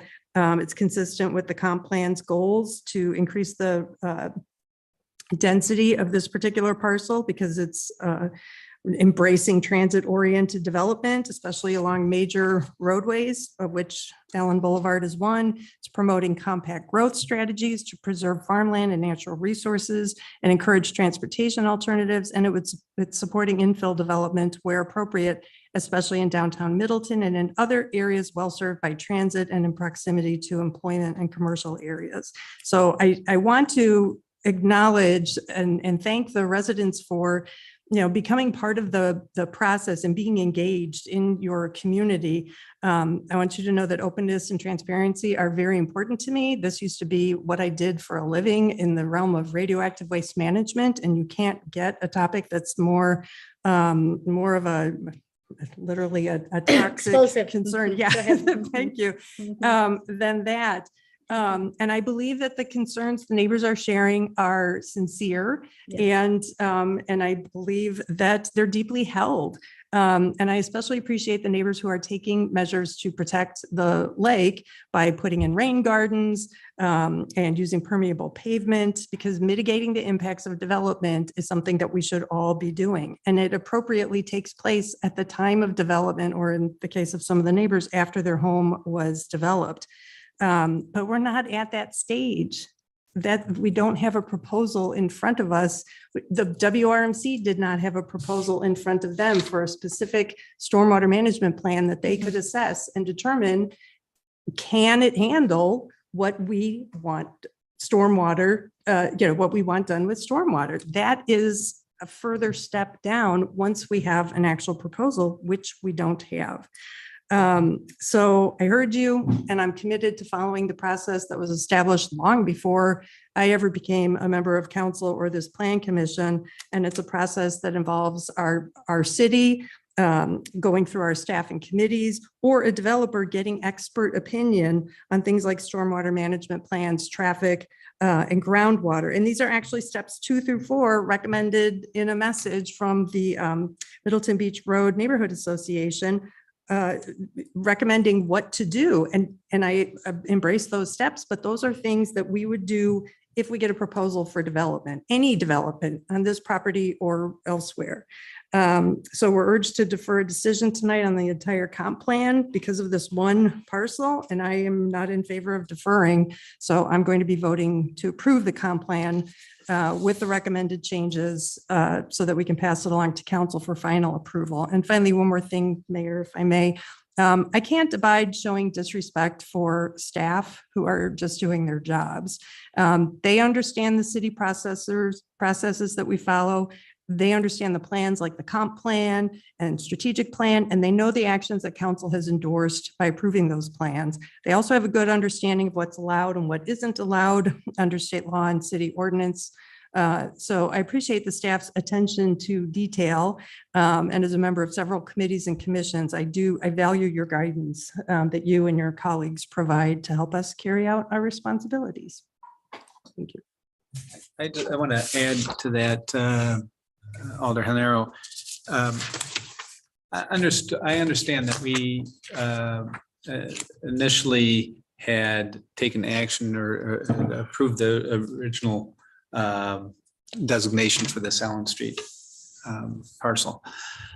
But since then, we've had a lot of public engagement and a lot of input.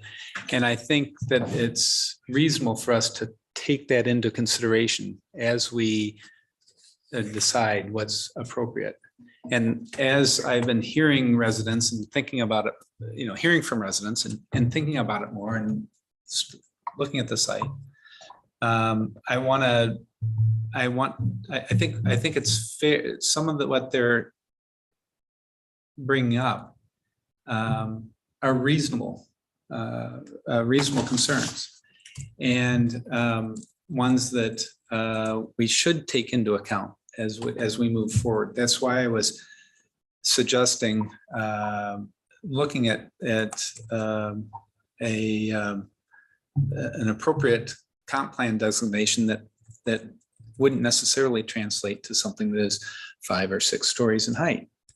And what we hear from them, and I think the neighbors have been keying in on items that they feel that they can express and easily, and that's stormwater, traffic, utilities, soil. Yeah, soils. Where we understand, I think that those are issues that are going to come down the road and will be either solved or not solved, and the project will either go ahead or not go ahead. I understand that. But what I think they're really reacting to is this overwhelming proposal that we saw. And that's why we're getting all the vocal feedback. And I think we should take that into consideration as we move forward. I firmly believe the site ought to be developed. It isn't, I don't think it's reasonable for us to expect this to be a park or conservancy land. I think it is reasonable for it to be developed, but I think it needs to be developed in a way that is compatible with the neighborhood. And what the proposal that we saw previously wouldn't be, I don't think would be allowed under our current zoning anyways, but wasn't, made me think that, a 5 or 6 story building there is probably, I think, in terms of scale of buildings and scale of architecture, is more than what's appropriate for that area. So that's why I was trying to find another solution. I would agree with Commissioner Bruce. I am a newer Plan Commission member, so I was not part of the discussions that built up to that May recommendation. I think the suggestion of the neighborhood mixed use in the latter interpretation, as you said, with the 3 stories and the 4th bonus story. I think that's a reasonable limitation when you look at the properties around there. There is nothing taller than that. I think your what you said, I think, is what everyone is responding to. I mean, dropping a 7-story building there for concept review was a huge shock to everyone around. I mean, I live 7 blocks away, and that was a huge shock for me too. And it would be not fitting in with around there. So I don't know if we have that opportunity to consider the mixed use neighborhood still at this point, but I think it would provide a little bit more direction of our intention for any future developments, and it's worth examining. And then I just want to echo what Alder Haniro said. I read each and every email. As a former Parks and Recreation Commission member, I have seen countless concerns about the existing field as it is and stormwater management and the flooding in 2018. And I know that it's going to be a challenge for any development, but unfortunately, as someone who's spent 15 years in architectural and engineering industry, stormwater management is something that's going to have to be calculated, whether it's a playground or a 7-story development.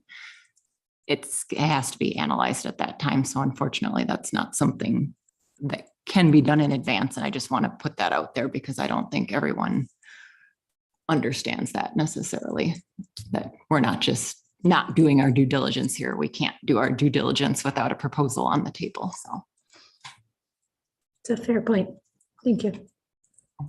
I think that this previous proposal for that 7-story building really points to the fact that we need to get this flue map completed to offer guidance to developers as to what we do expect in terms of scale, whatnot. I think the problem here that we face is that we'd like to see a certain amount of impervious surface. Already we know that because it's been before, or at least we have some guidance on it from water management. But we don't have the appropriate designation to give that type of clear guidance with the zoning designations that we're looking at for this parcel. And I think that's where the complication is, because if we wanted to do some sort of avenue mixed use, but that could be 70 or 80% impervious coverage, right? Like how do we get the type of development in there that we want, but also let them know ahead of time, but we're only going to approve something, probably the site can only accommodate 50% impervious surface coverage, right? At that later step when we would see a proposal. So I think that's something that I'm not really sure how we resolve. And then my second comment is, whenever I see this property, I always think this would be the perfect spot for a rec center for the city, that we could have soccer fields and it's accessible for so many residents being on the avenue and whatnot.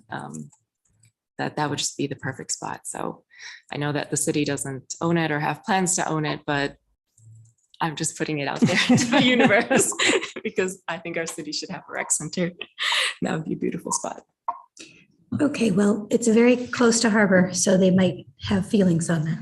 So, but I understand wishes and desires for future. I want to step back to what Commissioner Bruce said about moving to a 3-story. I didn't say moving to a 3-story. I'm sorry. I said moving to something that isn't 5 or 6 stories. Okay, So that was my understanding, but thank you for the clarification. So in this map, let's say it's 3 stories, because if it's a developer, they're going to develop. Of the pink, because they're trying to get their density in still, how much of that do you think would be built on? Because next to that is yellow. And if the developer comes in, and I'm thinking back to the developer who was just talking to us about the townhomes that aren't selling, for which we're saying, good, build some more. Try to sell them cheaper. If I was that developer, I would fill that thing with lots of pavement and lots of things, because if you're going to say it's going to be 3 stories, and by the way, behind it, you can build townhomes, single-family homes, they're going to fill it. I want townhomes. I want single-family homes. But now you have, if you move forward with that proposal, there's a high likelihood that there's going to be a lot of impervious surface. Do you see that? Or are you just going to tell me it's just not going to happen that way? let me make sure I understand your comment. Mhm. You're suggesting that if the height is limited, Mhm. the coverage will not be as limited. If the The height is coverage will be maximized. for what? Because I'm thinking of the Kestrel.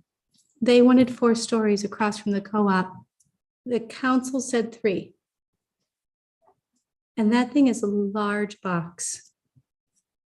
And that's all that keeps playing in my mind, is that when we say, you know, you could build 4 or 5 stories, let's say 4, and that's into that next level. But you could also do 3. I've lived that. And it's a very painful thing that I drive by. And so I hear what you're saying. Would we like to keep things small? But I'm living in a world where I voted for that, and I hear from people. So my concern isn't, again, we're not reacting to a specific proposal not right now. So I can't really talk about the lot coverages. The lot coverages are going to come out of the zoning. And then out from the zoning is going to come the projects. So, but the first step is this flue map adjustment.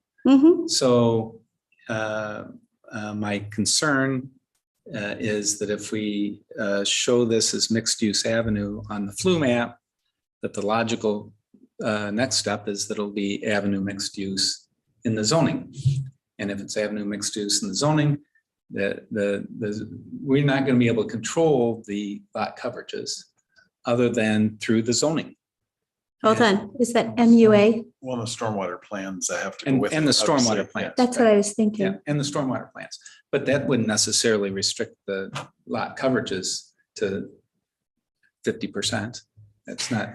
that's not what- Right, but the lot coverage is important for stormwater, Understood that we still have to have it. But I don't think I don't think that the fact that it's 3 stories or 4 stories or 5 stories, it's going to change the fact that you're still going to have to manage the stormwater. You have to manage the stormwater regardless. And so it will be the same approximate. I would say they're going to be about the same approximate coverage, unless the developer says, no, I'm going to generously not develop more of the land. I'm going to keep more of it as green space. And we can't control that, So. Okay, I think I'm more trying to say, look, if that pink box, if you change that, they're gonna then build on the yellow box. Because at some point you have to make your economics work. You're hoping to keep the yellow box undeveloped. Right, and Or which you incentive- can't say create right the now, let's make condition. it green. I get that.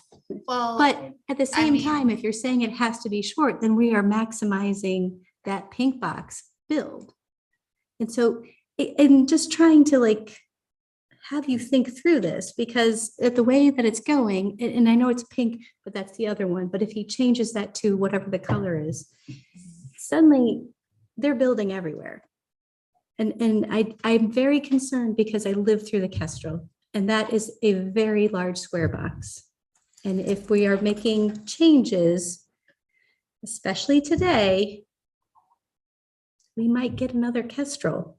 And I'm fine with the Kestrel people. I'm not mad at them in case somebody in the media is watching this. I'm not animus. It's just that came up at doors all the time. Why did you ever approve that box across from the co-op? That is so close to the street. Well, they had to because they had to bring it up because they had to do the other things. Now, I'm sorry, because Mark wanted to talk in Alderhead Nairo. Well, I'm trying to understand the point, and maybe just to, Mhm. so are you saying that by allowing greater density at the front, maybe there's a way to relax the density or have no density or have open space in the back? Is that essentially what you're saying as a? Yes, as a thank way you to for spread out the value clarifying it. Or spread Yes. out the, yeah, is that what you heard too? Ed? That would be my hope. And I'm thinking that if we're already talking about lowering it, they're going to fill both lots. I see. Because right now you can. You see what I'm saying? Yeah, I do. And I personally, I'll be honest, I personally don't see a problem with developing the other side of the road, Middleton Beach Road, for smaller scale housing. I don't think that's inappropriate at all. Well, I think that's also good, except then we're back to impervious surface. And if that was the main point of water resources, that and the salt, which by the way, I will hope will be on a future some kind of agenda. We can have a salt policy discussion, but not for plan commission. Sorry that we're off subject. Alderman Nairo. Thank you. Could we pan back on the map that's showing, please? This way. So we can see more. No, I wanted to stay where you were, but just zoom out.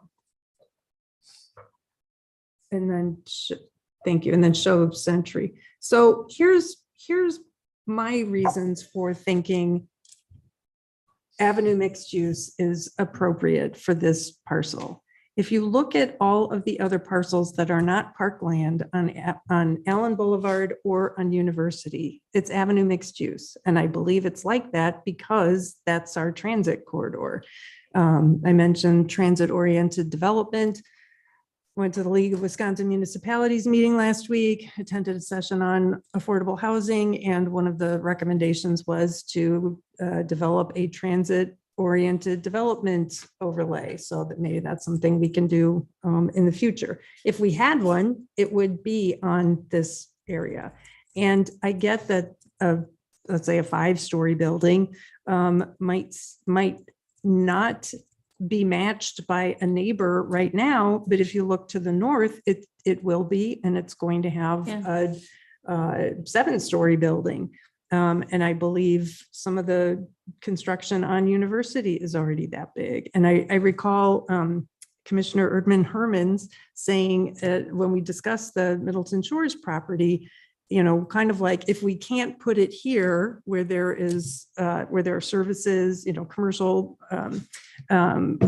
establishments and transits, all and conservancy, all within walking distance, where can we put it? I see that applying as well to this parcel. And I'd rather leave it as it is in this shade of pink, Avenue mixed use, and give you know, because I agree with Commissioner Bruce, I think this site will be developed. Again, this is a 20-year look ahead, and I cannot imagine saying, nope, we're not going to allow development on this parcel that is, you know, that has parkland nearby, and that will have a health club, you know, to walk to up the street, and has access to the lake and views of the lake, frankly, will make, if anything that goes there, if it does have a view, it'll make it a draw. But I think it's more the consistency with every other parcel. Commissioner Bruce, you brought up the, is it Stonefield? Yeah. Changing that one from Avenue mixed use to Avenue, or to neighborhood mixed use, because it's not on a transit line, and that's more consistent with that neighborhood. I think you were right on that, but I would say that Avenue mixed use is not out of sync with the city's overall plan for transit-oriented development, increasing density. Yeah. And trying to move away from an autocentric community. I'm fully supportive of all those items. What I'm trying to do is try to figure out a way to get something that when it does come forward with a specific plan and we have a proposal that's based on not a negotiated zoning like a PDD, but an established zoning district, we won't be able to, we'll just have design review only. If they meet the parameters, that's it. And so it isn't a matter of, right now, again, I'll say that I think that having something at 5 or 6 stories there is probably too much. I think we could, I don't know if one of the multifamily districts limits heights to 4 stories. Is there a multifamily district that would promote density, but maybe the scale would be more consistent? The multifamily medium has a cap of 4 stories. And what density is that looking at? Units per acre? It's, we have updated densities for that. I'll get back to you in a second. Would that allow services as well then? No. So that's a bit of a Yeah, drawback. understood. Yeah, it's true. It's true, although I don't, yeah. The multifamily medium density, our consultant has given us a range. I was going to get into this with the next item, but the range is now 30 to 60 dwelling units an acre. And what is the mixed use neighborhood density? Because that was the only mixed use that. Upon further discussing this with the consultant, that number now is, I believe, 12, just from memory. Let me just double check that. Actually, that's stricken from this draft. Why is that? Oh, it was 10. I thought it had gone to 12, but it's stricken on this draft that I got today. So anyway, it's over a little over 10 is what I would say. But that was because of small lots. It was, the lots there are going to be much different than the scale of development with some of the other categories. I mean, if you're looking north-south with green spaces in between, you can kind of make the line for avenue mixed use. But if you look east-west, it's all established neighborhood, single-family homes there. So that lot is in the crosshairs. I would be curious to see the water runoff and basement. I know that the comprehensive plan has those documents in it. I can't remember what it looks like here. I looked at it in detail for the Captain Bill's site. But I don't know that this would even support a 7-story building. So the idea of downgrading at 1 level to still provide the mixed use along the corridor, but have it be more in line with the east-west neighborhood, 1-story homes. And perhaps be more appropriate for the water management and subsoil type seems like a pretty good solution to me. Yeah, ask for clarification from staff. Looking at the zoning map, it looks like all up in, like across the street from this, it is actually 2 TRD is what the proposed is. It's R2. So is that a duplex? I'm sorry, what's the? I think across the, I'm looking There's at it right now. 4 apartments attached on one of them. If Not. Yeah, more so than I that. see that the ones that are fronting on Allen Boulevard, the 3 small parcels are TRD. That's a translation from the current zoning, which is R2. okay, but Duplex. duplexes. And then further south, those are medium or multifamily residential, medium density. Yes. So the single family homes are Middleton Beach Road, which is a high density I think that's 14 dwelling units per acre. And then once you get past those 3 lots of duplexes further west, it turns into the SRL. Yes, that's correct. Those duplexes are single story side by sides, and then the apartments towards Chalmers are 2-story, I believe.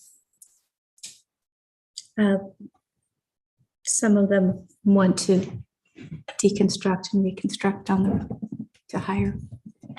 It's actually the whole corridor wants to get higher. Staff may not know that. I was the alder for 5 years, so the density is there. There are a lot of renters in the district. It's 90% renters. There are a lot of people across from Marshall Park. You're right, they're 2 stories, but they're super dense. If I had to guess, I would say easily 50 apartments, like blocks of them. They're not like a couple of people, you know, it's very dense, and they're put in ways that are like puzzle pieces.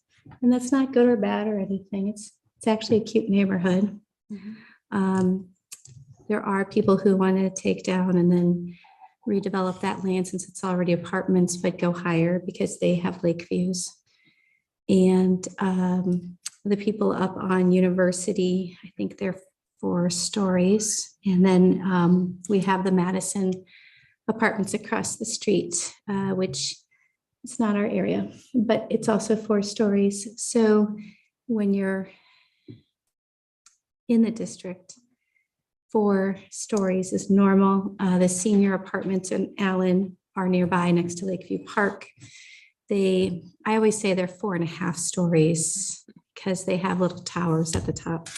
So to me, over 4 stories is normal because that senior apartments is large. It also fits a large lot.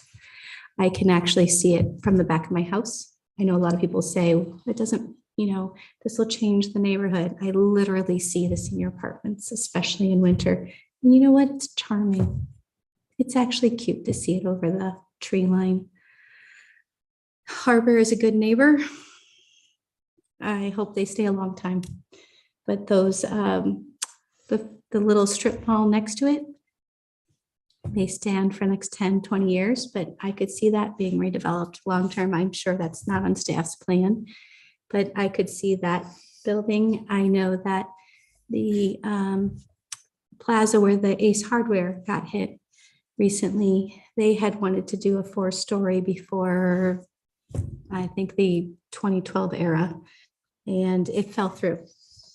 So, you know, I'm hearing that you guys say 1 story is normal, but not to the people down there. I mean, to the homeowners, yes. We hopefully, well, some of us have 2 stories or 3 stories. That's fine.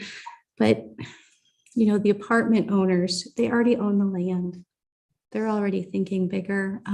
Middleton Shores is moving at the top of Century and Allen, and it was her proposal that woke me up to that idea that if you consider going up a little, that you can do a lot more green space. And she is trying to capture the ethos of the Conservancy entrance and give opportunity for like parking for people who want to go there instead of parking on the street. That's a need in that corner. I never would have thought I would ever support a 7-story building over there. That was not within the neighborhood. 4 stories, 4.5 stories, that was in the neighborhood. But she was so compelling about the green space that is where I keep coming back. That was a planned development. It was something that we could work on specifically for that site. There's trade-offs that we could understand and make. Moving forward, we won't have that option. We can't say, yeah, well, it's okay to have 5 or 6 or 7 stories if you give us enough green space. That's not how this will work. Well, I'm telling you, the neighborhood is used to height. You're telling me it's only used to 1 stories. No. I Well, didn't- I That's didn't what say- I'm hearing. No, that's not at all what I said. All I said is that I didn't think that 5 or 6 stories was appropriate scale for that neighborhood. That's what I said. And I said I was trying to find something that was 4 stories. Mhm. And I appreciate that, but hearing that, if some of the houses on Middleton Beach Road are 3 stories, why would we not consider allowing higher than that, especially along the Allen Boulevard side of that Agreed. parcel? Agreed. And I would say go for not just the 1 story, but 2. And we do have some control over something like under Avenue mixed use. The maximum principal building height is 5 stories. If they wanted to go higher, they would have to deliver a net zero building, which would help the city with its goals, or build in affordable housing, another goal that the city has. So we do have some, I see your point, and maybe that's why we need to look at that strip, which I would welcome the city attorney's opinion as to whether, I guess can we just arbitrarily say, property owner, your lot is going to be this much 1 designation and this much another? Do we have that? I think my gut reaction is, and my understanding of the takings law is, as long as you're not taking all of the value Okay. from a piece of land, that you can do that. I was just looking at the permitted uses, like if you were to look at conservancy. And I would agree, that my gut is the same as zoning administrator, that if we look at this as a 7-acre site, isn't that what it is, 7 acres? And if we say, currently the zoning is single family, as we know, and that's not consistent with our vision. I would agree that if you divide it up, that you could set aside some land for green space. I don't know. I was reading the definition of the conservancy zoning district.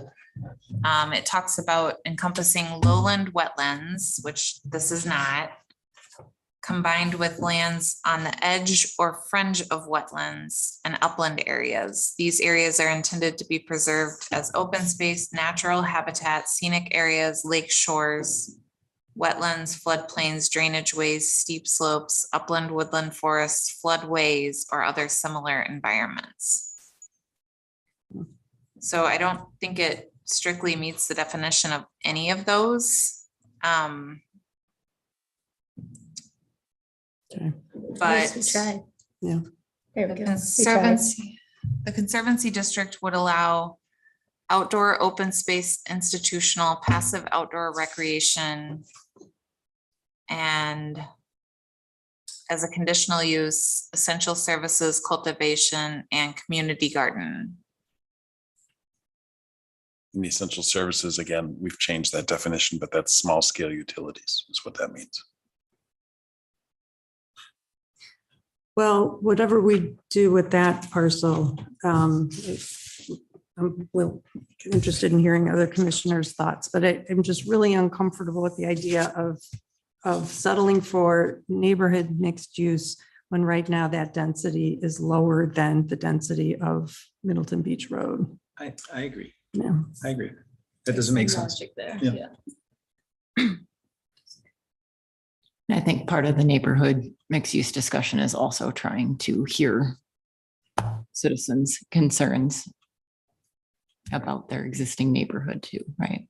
I do want to be cautious with the comparison to Middleton Shores, because I believe that was my first meeting on Plan Commission. And I would have never dreamt I would have voted for a 7-story building either, but I do want to say that that was rare for a developer to put that much out. And that was a big deciding factor, at least in my vote, for how much they were willing to give, both for their residents, but also for the city. And that's not, I don't want to bank on that for future, because that's not typical of developers. So, Well, also what we're talking about here is a zoning district that we then have created. So once we do that, by law, we can't prevent the developer from developing it to the maximum. That's different than the Middleton Shores, which was a planned development district, which we had negotiating power on. So that's why very important. that I was we gonna don't- say, at we that don't point, then just go back to a promise. PDD. If that makes you all happy. By the way, it'll make our staff's life a living heck. So I get it. I do. I want the negotiating power too. However, we do have to be some reasonableness. We have to be reasonable. Buildings all over on that. Okay, 4 stories, 4.5 stories. If you throw a stone, you're gonna hit 4-story buildings, left and right. So now, what is the ask of this? Besides the fact that I assume everyone else is fine with the flu map, maybe except for one parcel. Is the ask to move forward with this, or is the ask to make a motion on keeping, changing this one? What are we doing? Our recommendation is for approval of the comp plan amendment 2 as proposed, Which includes the flu. which includes the flu map. Abby, as everybody understands, I think we have one site that is problematic for us. Is there a way to move forward? Excluding this site, in other words, leaving this site for continued discussion or for further action. I just don't know what other continued discussion. I mean, that was one thing that I noted in the comments is that there hadn't been enough, the comment was that there hadn't been enough discussion of stormwater and traffic and all this stuff. And I disagree. I think at this stage of the process, there's been a lot more discussion with no specifics, right? Because we can't really make it, we can't improve, we can't mitigate the impacts because we really we have no proposal. So I appreciate what you're trying to do, Commissioner Bruce, but I just don't see how, I just don't see how more discussion will resolve the issue. Commissioner Erdman Hermans, go ahead. Sorry, this multifamily sites across from Marshall Park, why aren't the ones along Allen Boulevard also designated avenue mixed use if they're going to be redeveloped? Just to throw another wrench in things. As from Marshall Park, I have knowledge from one of the owners that they want to go to 4 stories and it's not in there. But I could not identify which of those 6 parcels it is, and that's probably why. Well, I know who the owner is, but I did not confer with them. It's based on when I was an alder. I am no longer an alder, and I shared probably more than I should have. I mean, on the city's objectives to have an avenue mixed use corridor, and we already have multifamily in that area, if that were to be redeveloped, why would we not designate an avenue mixed use there as well for redevelopment? That's a good purposes? observation. Yeah, that's at the discretion of the plan commission. We could make that change. I don't think that would be taking anything away from the property or down. It would, I think you would be able to maintain the height as well as offer opportunities for other services to enter the neighborhood. That's a really good point, because there's a lot of people and cars that come and go there, but there's not a lot of, I mean, except for the jewelry store, there's nothing within walking distance. The closest I think would be the gas station if you wanted a jug of milk. So it's reasonable. The same thing could be said of, is it the Castle Rock parcel? Although that's not a PDD, is it? It is. Oh, okay. We have had some discussions, it's not on the agenda specifically, but obviously everything's on the agenda because the map is here. But they are possibly thinking of coming in with a modification to their design, and they are discussing a mixed use component. So, but as was stated earlier, at some point we have to adopt a map because we can always have these discussions with individual properties, but it's a moving target at this point. And one of the big issues we have with both the flu map and the zoning map is we're trying to update everything so that there's more predictability for property owners and for your esteemed staff. So it is, there's going to be moving pieces here and there every time. And that's why we do annual reviews of the comp plan. And I don't think applying avenue mixed use I think that it's a good point that you brought up, Commissioner Urban Hermans. It would not, because of the location of those properties, if we were to translate that to an MUA zoning, it would not require mixed use on the first floor because it's not on a corner property. Whereas MUA, at least on the northern part of this site on Allen Boulevard, it would require ground floor commercial because it's on a corner. I would also add, just to help with, try and tidy this, or put a bow on this, I guess, if there is a question still about a particular property and getting legal guidance, we can still do that before the council meeting. You know, we have 2 weeks here before the next council meeting. So I would just make that observation. It's a good point. Thank you. So let me ask just a follow-up question. Regardless of whether the Allen Boulevard site becomes avenue mixed use in the front or another district, haven't decided on or haven't found. How do you, there is a lot split there that's made from, north-south split there, so that you've got established neighborhood on the east side and avenue mixed use on the west. And I understand how that line was designated. When the zoning description is done, will it follow that line? I think we would take your direction about where that line should be located. The way that we configured it currently is just the typical lot depth for an established neighborhood parcel. Do you recall exactly how many I think feet? it's 120 or 140 feet lot depth. So if you like the location of it, then we would base it on that. If you think it should be further to the west, we would kind of need to know what portion of the lot do you want to show as each, because we would try for the zoning to match this as best as we can. It doesn't have to be exact because Right. this is just a planning document. Right. But the zoning's gonna come almost immediately after. Right. And we are gonna bump up against some timing issues with getting that legal description written.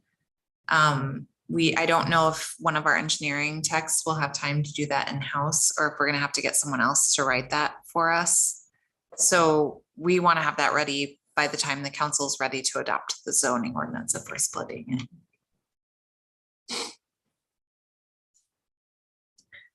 Okay. So do I have any kind of One final, motion? yeah, final? one final thought is it's easier for the city to upgrade to a different zoning at an annual review than to downgrade a lot. So that is just my final piece of caution, is we could do some intermediate designation now just to keep the ball rolling. And next year, we, after more discussion, legal, water, city, whatever, more meetings, decide to upgrade it to avenue mixed use. Maybe that is a good way to keep it going. That's probably not clear. I'm so tired. No, guys. I'm so that was sorry. very clear. Yeah, Mhm. no, I would be in favor of that. So again, In favor of specifically?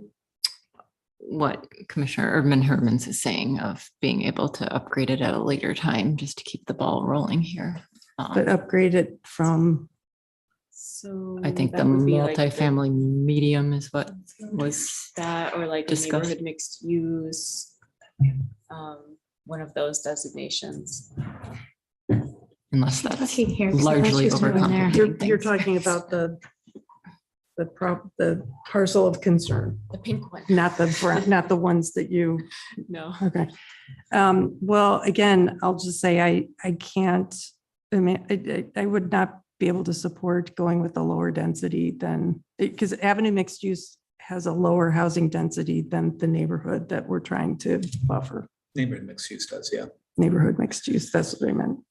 I guess I'm confused because I thought you wanted to do the properties in Brown on the south side of University into into the Avenue mixed use, and then that would match the one on Allen, and then that makes your circle. So that's where I was like, yeah, we should be doing that. That's a good idea too. Yeah. So I would like. I think we're just speaking to both sides for consideration to Yeah. keep the Yeah. ball moving here. Yeah. we're getting tired. So Abby, what direction do you need from us? Because I've asked 3 times for a motion and there's none. So We're still discussing. do you need a motion? Yes, we would need a motion on the amendment number 2 to the comprehensive plan. Okay, do I have a motion to the amendment number 2?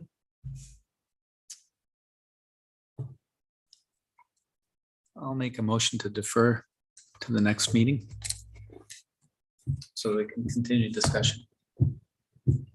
I'll make a substitute motion to approve Amendment 2 of the comprehensive plan. And forward it to council for discussion and approval. I'll second that motion. Just a quick question.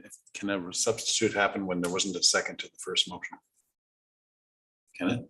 Well, the first motion would have failed and I should But you have, hadn't- that's I why. hadn't said it. My apologies. Well, no, I'm not trying to cause trouble. I'm just trying to understand. Mhm.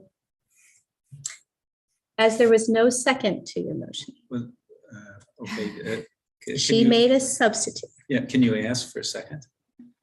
I apologize. You can, but I'll still make the substitute and that can happen. Should on the record though, correct? Right. Yeah. I just didn't know the answer. Robert's rules wise, I don't know the answer. If you can substitute without a motion, without a second, I don't know. I think you can. I'm looking at Lisa. I think you can, Okay, Yeah. I just want to make sure we're You- proper procedure. but I'm okay with to get Commissioner Bruce getting a second. Start again, please. Make it. I'll make a motion to defer to the next meeting so we can continue our discussion. And if any of you hadn't noticed, if I get tired, you sometimes have to jump in. My apologies. Is there a second? Hearing none. I will make a substitute motion to approve Amendment 2 of the comprehensive plan and forward it to council for discussion and approval. And I will second that. And may I respectfully point out, it's not a substitute at this point because the motion Oh. died for lack of a second, right? Okay. yes, Thank you, Mr. Roberts rules. I love that. I'm trying to keep up with you. It's, I appreciate it. You're right. I need more coffee. So who made the second? I'm sorry. Mayor Kuhn. All right. Any further discussion? And that motion was to approve and this as presented and make that recommendation to the council. So is that the motion? Yes. Okay, thank you. Any other discussion or suggestions? Alder Bruce, go ahead. Thank you. I'd like to request that the lot division between the established neighborhood and the avenue mixed use on the Allen Boulevard site get moved to the west to provide a more 50-50 split. Perhaps it's instead of did you say 120 feet? Maybe it's closer to 200 feet. And that the zoning designation then be studied and developed off of that line. What would the purpose of that be? Again, if we're going to have a project of that height on that site, I was hoping then we'd have that be more compressed towards the Allen Boulevard side, and that we'd have the opportunity to provide alternative housing types, smaller scale housing types up towards Middleton Beach Road. And they would need more depth? And Or just a buffer? they could have both. They could do multiple tiers of housing, different types of housing, and then the apartments. What multiple types of housing can there be in the designation of established neighborhood? Or single family. is that what- Staff, what types of housing would work in established neighborhoods? So there are 6 different zoning districts that could translate from the established neighborhood. They're SRL, which is single family, low density. SRM, single family, medium density. SRH, single family, high density. TRD, which is 2-family duplex. TRF, 2-family, 2-flat. And MRL, which is multifamily residential low density.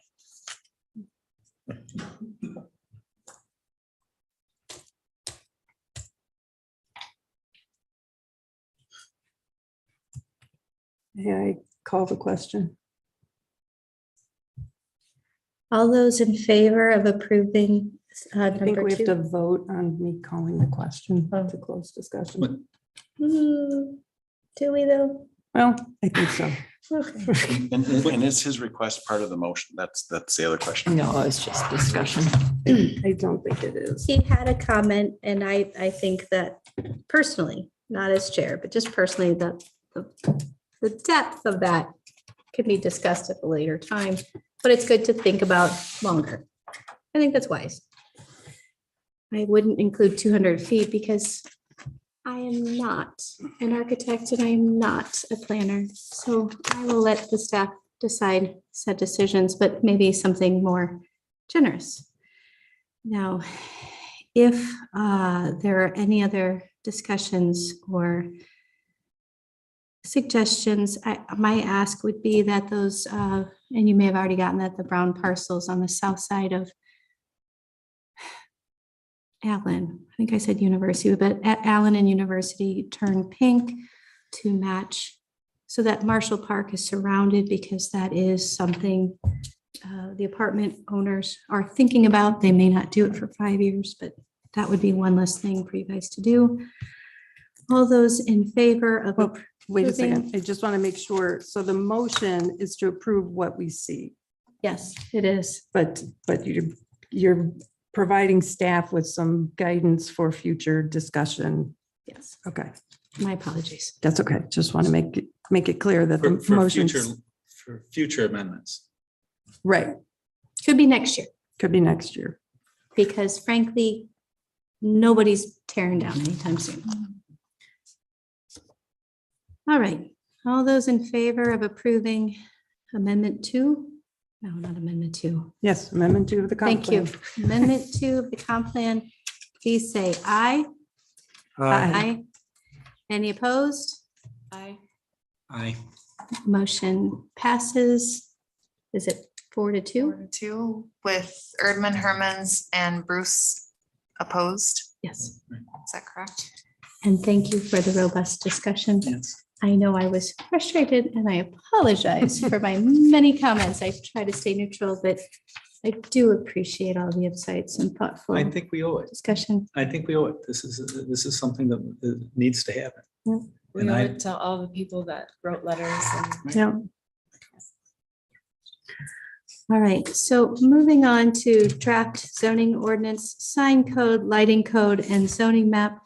I am sorry, it is very late. I know that you want to go over some meaty topics, but that was a very good and robust blue map. I will do my best to keep this crisp. Thank you. Crisp. I was worried you're going to say you're declaring it adjourned. I had my motion, To that. I had my motion cheat Problem- sheet out for that purpose, The but problem is with that is that we have to get a hearing version of the zoning ordinance published this week. Mhm. So I would implore you to to stick with this for a bit of time here, but I will be as quick as I can. So I'm going to assume that you read my memo. I do want to make some edits or some additions to certain ones in the memo. So on page number 3, the personal storage facility, I have a little bit more information here.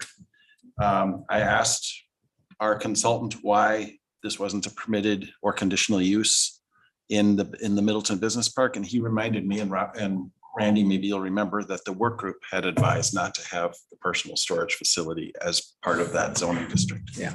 The reason why I'm flagging it for you is because we have several of those storage facilities, personal storage facility, and we have another one that's pending right now that's going to be coming in the business park. So it seems like there's continues to be interest in having those uses. So that's why I was suggesting that we allow that as a conditional use in the medium industrial district. Currently, it's a permitted use, so we would allow it as a conditional. Is there any objection to that? Yes, them to take that outside, please.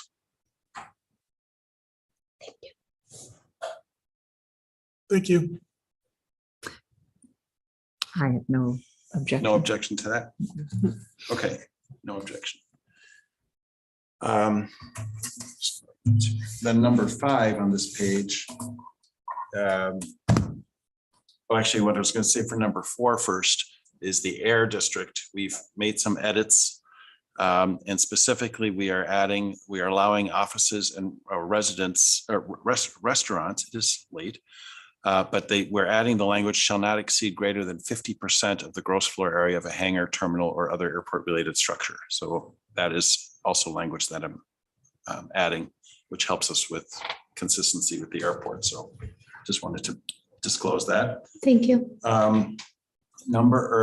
Regarding height bonuses, which is number 5 on this list. We still are trying, I have some, my colleagues here, Daphne, Abby and Kelly, we've been discussing this. And was it you or Kelly? Somebody's adding language tomorrow morning to this effect for some standards for net zero. So we will have that in the draft. We have some comfort level that our language is based on what Madison did with the affordable housing component. Our city attorney has asked some questions, but he's comfortable with releasing the draft as written, based on the language you saw previously. So we're planning to go ahead with that. Number 6, that's self-explanatory. I wanted to add a couple things to this list. The density that we discussed, several of you have, and Commissioner Bruce, you in particular, our consultant yesterday gave me a revised range. So we've put in ranges now for several of them. Multifamily low density is a range of 12 to 30, medium is 30 to 60, high is 60 to 100. And there's none specified for the mixed use neighborhood. And that's partially a reflection of that lots are different sizes, but there could be a bonus for, as Abby noted earlier. I did want to say for the height bonus section as well, which I think is where we just were. No, I missed something. So for the height bonus section,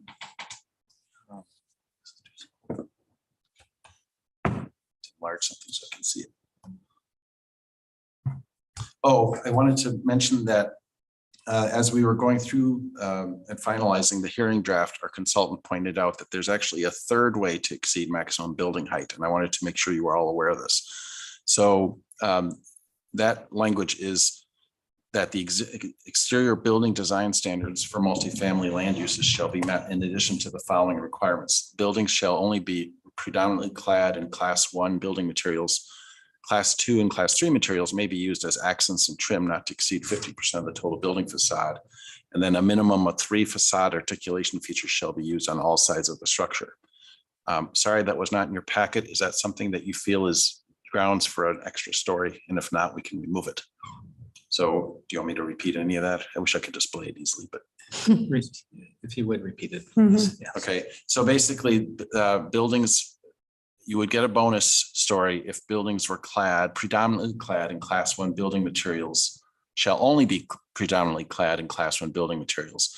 Class 2 and 3 materials may be used as accents and trim not to exceed 50% of the total building facade. This is the bonus height.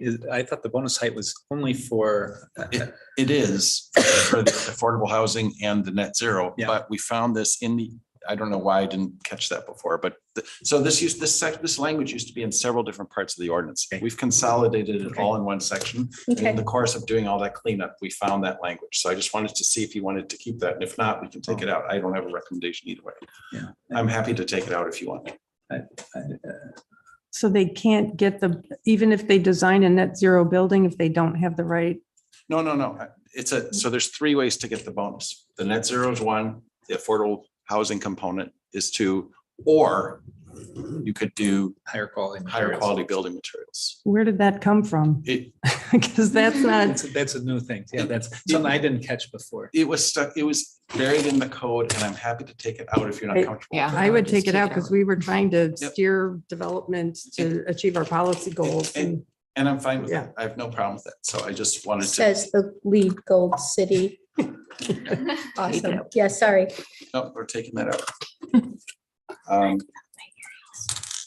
And then under mixed use building as a description, I found this catch the other day, and I was thinking of this in the context of the Castle Rock apartment project, which just came up a moment ago.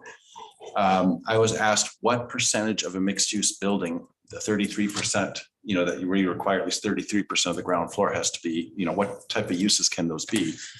And the way it currently reads is that you're allowed to have a shared lobby or entryway space for residential and non-residential, that can be part of the 33%. But what I wanted to emphasize in the code is to add the language, but this does not include other use. But this does not include other uses oriented solely to building residents. In other words, I want to make it very clear that the rest of the 33% has to be open to the public. So I assume you all are comfortable with that because that's the intent. Yeah. Two things. One, on this subject, so I'm looking at page 53 of the code or the original version of the draft, first draft. It says residential uses should not become the majority ground floor land use in this district. But on page 127 of the code, it says principal indoor non-residential use shall consist of a minimum of 33% of the gross floor area of the ground floor. So I calculate there's 18% between that 33% and 51%, which is the majority. So it seems like that needs to be tightened up or take out the word majority ground floor. The language is probably, we've probably overhauled that a bit since then.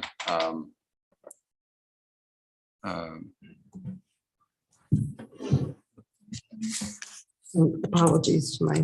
No, and I'm sorry that I didn't have this in here. Some of this doesn't come to light until we get all the red lines out, and then you see what you're left with. So What was the intention, 33% or 51%? but it's 33%.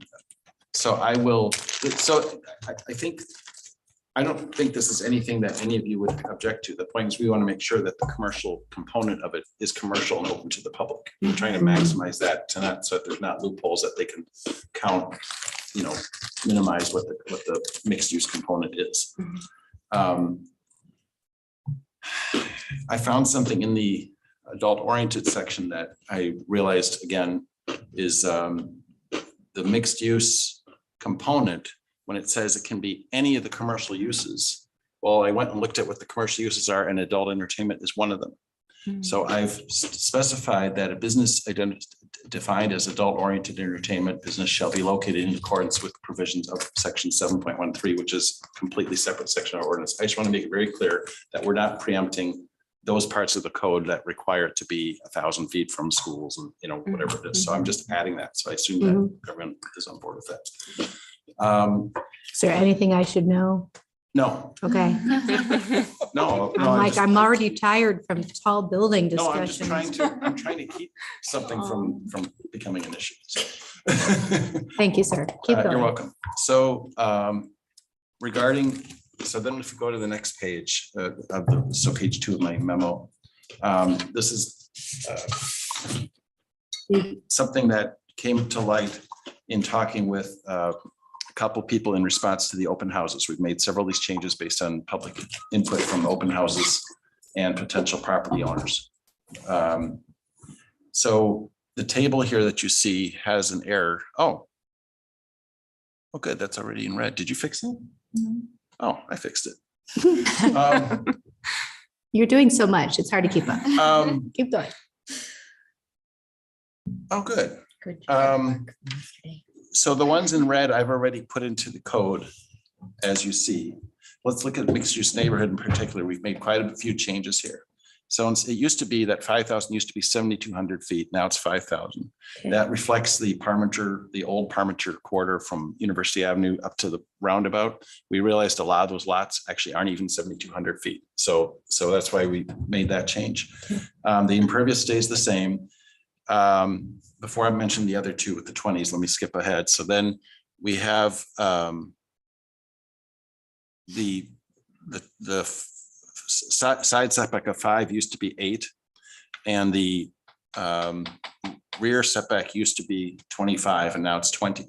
So it's basically allowing more flexibility on these smaller lots, which otherwise would not be able to redevelop because of their size. Thank you. So and lot width and depth and pavement setback are also changing in that district. Just again, to working with a prospective person who wants to redevelop the property. Otherwise, it wasn't feasible. So I just wanted to disclose those publicly, just for transparency purposes. Now to get to the highlighted section, the 20-foot references. You'll recall at the last meeting with the Red Tail Ridge development, there was a concern about setbacks. In looking at this further and looking at some of the photos and the other projects we've approved, I thought it would be interesting to compare what we've done in the past with PDD. So I am proposing reducing the 20-foot front setback and street side setback, which means when you're on a corner and you have 2 street frontages, reducing that to 15 feet in all those highlighted areas. The reason I didn't highlight the medium or the MR high is because I figured with the scale of the building might be better to be set back a little bit. And Randy, you're nodding with approval. So that was my thinking as to why I'm doing that. So I wanted to get your buy-in on all the red changes, which I've already put in the code thinking they would be okay. And then I want to get your consent to what your reaction is to the 5 yellow highlighted ones, if you're okay with 15 feet. That would go to 15, Yeah. yes. And that's based on the photos. You probably saw the photos and everything. Yeah, So, I was gonna say, that's actually, I did some math before this project, and anything over 12 feet is good based on that. Really sorry, the Kestrel is like 8 to 10 feet from the sidewalk, and it's just so close. So pushing it back to 15 makes me very happy. And I will just say as a quick aside, Not that it's up to me. as I I'm looked at just saying these, as a person. as I looked at these street images, I really wanted to say that I haven't really appreciated how some of these projects, both Parmenter Circle, Meadow Ridge, and Conservancy Bend turned out. These are closer to the street than maybe we wanted, but what I love about them is they have walk-up units. So I just wanted to say that based on the discussion we had 2 weeks ago, this is, we're really trying to encourage that sort of thing. So, okay, moving on to. That's a really good point. Yeah, these, I really hadn't appreciated them until this exercise. I'm sorry. I just hadn't. I love them. I do. I love all of them. Yeah. So now we're on page 4 of my memo, the ADU section. So we've eliminated the 900 square foot maximum size. The city attorney cautioned that we may still want to specify, have a specific minimum area to help reinforce that the second dwelling unit is accessory. So I'm asking, how about if we retain the 75% of the dwelling unit floor area, which was in the draft, but get rid of the maximum? I mean, that's one way to do it. Or, I mean, we can go down to and make it the same size that he wouldn't, it's not the end of the world, but he just thought, what is making it secondary? Well, other features that make it accessory are, you have to have a side entrance, you can't have it in the front. I mean, there are other things. So I don't have a strong opinion on this, but I was throwing that out there as an idea, but I am happy we're getting rid of the 900 square foot. That seems reasonable to me. Okay, 75%. I don't know how other commissioners feel. I would agree. I just assume people will speak up if they object. Well, I guess I'm wondering, what if you have a small house, but you can fit another small house? I mean, I'm just wondering why isn't the maximum size shall not exceed the size of the principal dwelling's floor area? Why is that not sufficient? If you want to have that, that's fine too. It's just he questioned, it just was something that jumped out at him saying, this is almost not an accessory dwelling unit.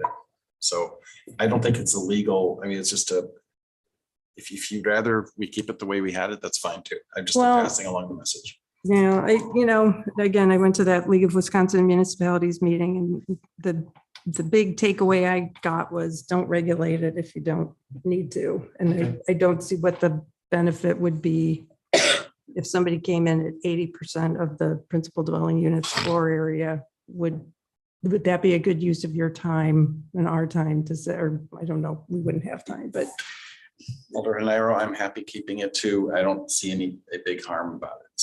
I just wanted to pass along. So you make that 100%, We'll keep it the way we approved it two weeks ago. which it is, just can't exceed the size of the it just can't principal. exceed the size of the, Okay. Okay. On this topic is the issue of, Parking. what was my next one? Oh, off-street parking. Why did I say this? I would recommend no parking minimum for cars or bikes for ADUs. And if I didn't mention it, I went to the League of Wisconsin Municipalities meeting. That was another takeaway for ADUs. Okay. Don't require parking. Okay, Well, actually- and that's how it reads. And I just decided last time I should have flagged that for you because I wanted to make sure people are aware of that policy. That's all I was doing. So if you're okay with that, we'll just leave it as is. Well, what does section 10.06.06 say? Um, 10.06. Daphne's gonna beat me there. She's Special awesome. X-ray glasses. Actually, I know I got it. I'm here. No. Nope, I'm here. I got it. Sorry, this was up first. Nope, I got the chart though. The chart actually says, oh, interesting, that's an inconsistency still, unless we probably fixed it. This is my printed one from 2 months ago. So it currently says one per dwelling unit is what it currently says. I think our new code, I don't see it.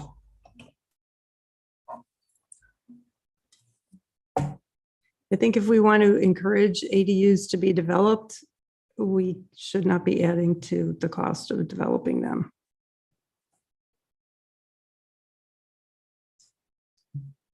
To your point, I was gonna raise this later, but we've done some research on other communities and accessory dwelling units. Verona adopted permissive ordinances in 2021, and they have not had any constructed.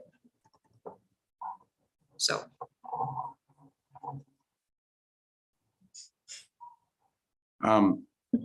Yeah, so the code right now reads 1. So I think what we're hearing is 0. Well, that's my suggestion. Yeah. I Well, don't see that's- a need to add parking. I mean, we have no idea why they're constructing it, so if it's hard for them to sell, it's hard for them to sell. Maybe they have to construct one later, but to require them to have a parking unit when they may not need it seems kind of ridiculous. Okay, so the text actually reads none, but our table still read as 1. So I'm hearing that it should be none. Okay, Well, the text actually reads, none is required. No off-street parking is required if there's on-street parking. And I would just say minimum required off-street parking, none. none. So how, I'm sorry, so the text you would have read, On page 275. let me go to the, All of this. you would just remove it, what she highlighted? Yep.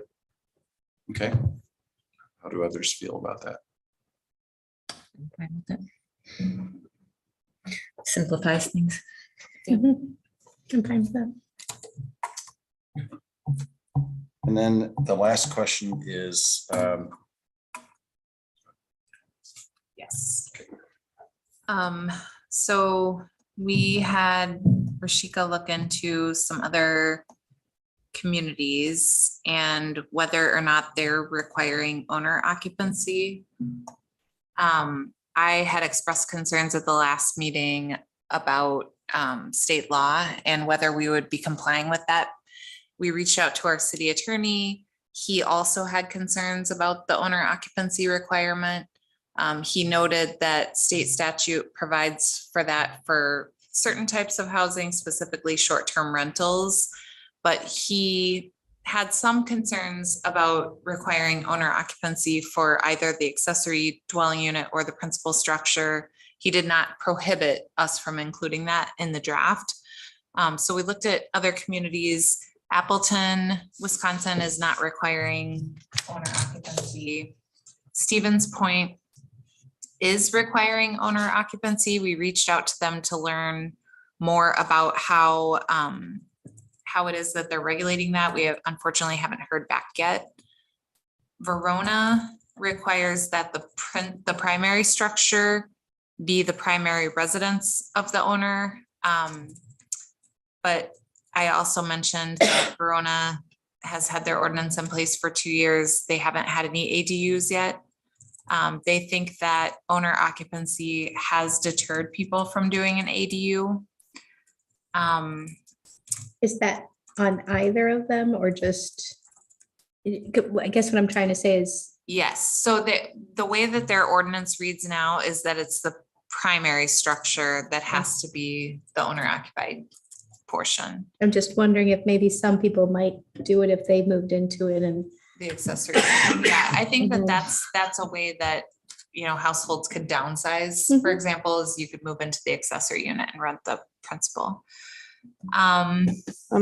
Madison was at this meeting last week and they said one of their next steps is to remove the owner occupancy requirement. Yes. Oh, we could have spoken with you instead of trying to get a hold of Madison.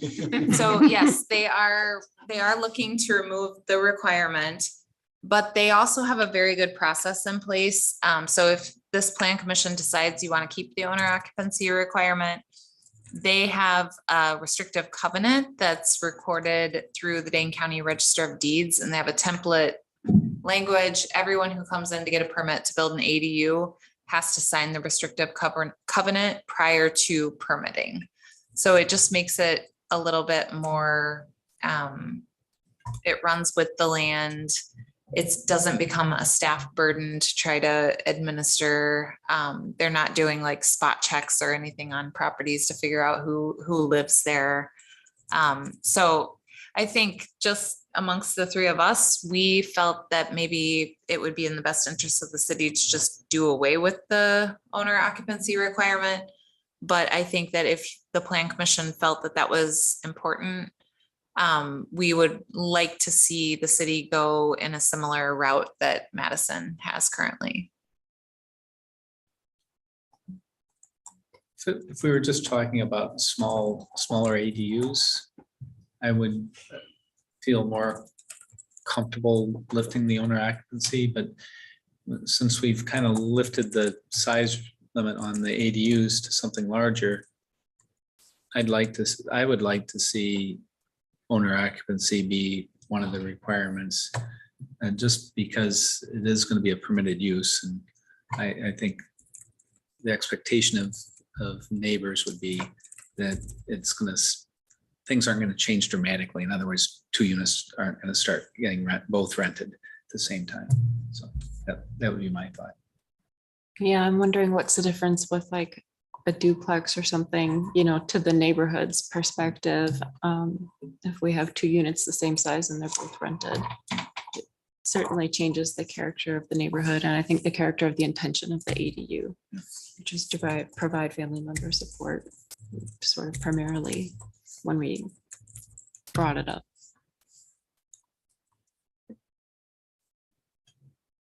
Okay, so but then move to the restrictive covenant approach with Madison. Okay. So that's fine.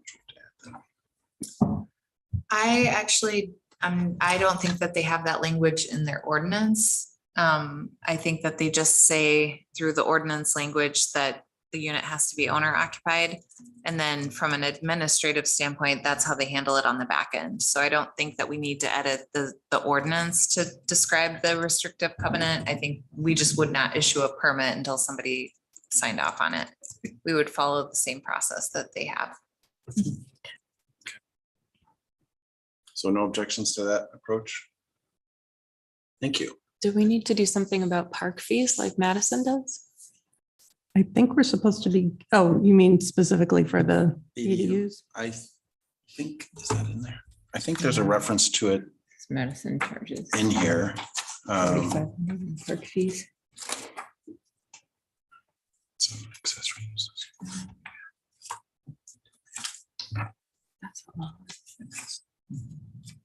I think we had that in there.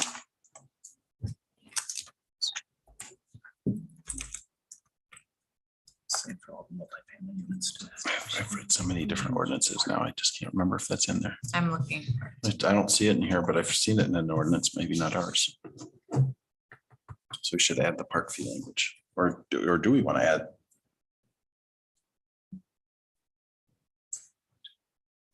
Oh, this is the hearing draft. Okay, good. I think it's in here already. I thought I saw it in here before, but now I can't find it. So is the will to have the park fee assessed to the, if you create an ADU? I feel like, again, I'll go back to, well, it's not regulated if we don't have to. I can see the benefit, but if the idea is to encourage the development of ADUs, I don't think we want to add to the price. I would agree.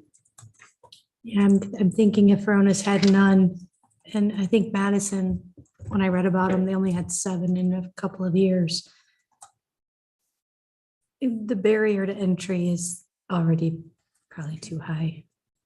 So maybe it's something we can revisit.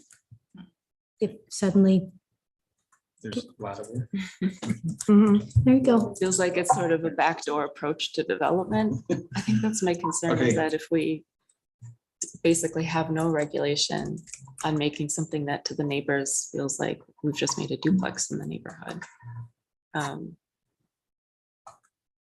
concerned that we're sort of building in like a backdoor approach, that the city's not getting their park fees then, and, you know, I don't want to create further problems.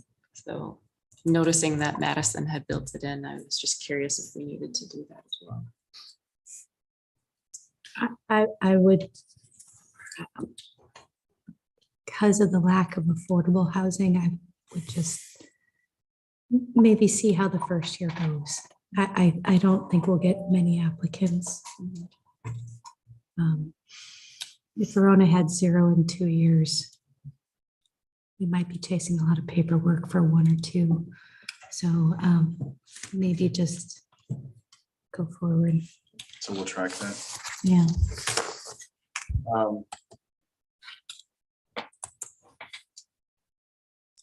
Zoning or shoreline zoning district.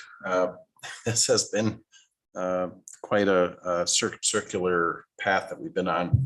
The Water Resources Management Commission last week decided not to adopt new language for the, and at least you listened to it, so you heard the discussion. So they basically are saying stick with the current code and don't introduce more shoreline zoning regulations into the city, which essentially we don't really have any. Because we have existing development that was preceded 1982 or 84, whatever the year is. 82. 82. So that was Water Resources recommendation. And so we have edited the draft to reflect the current code that's in place today. And the rationale was that, so there are only a handful of lots that have not redeveloped on, in the Middleton Beach Road neighborhood. And so why it's not going to achieve a big benefit for the lake by changing it. And it would cause harm to those 5 or so property owners who might want to redevelop in the future. And Alder Nairo, you had asked a question, I don't remember if it was at this meeting, or not, but you asked why fuel pumps or pump islands should have a minimum 75 foot from the street or abutting line. Did you want me to follow up to you individually? Yes, you can.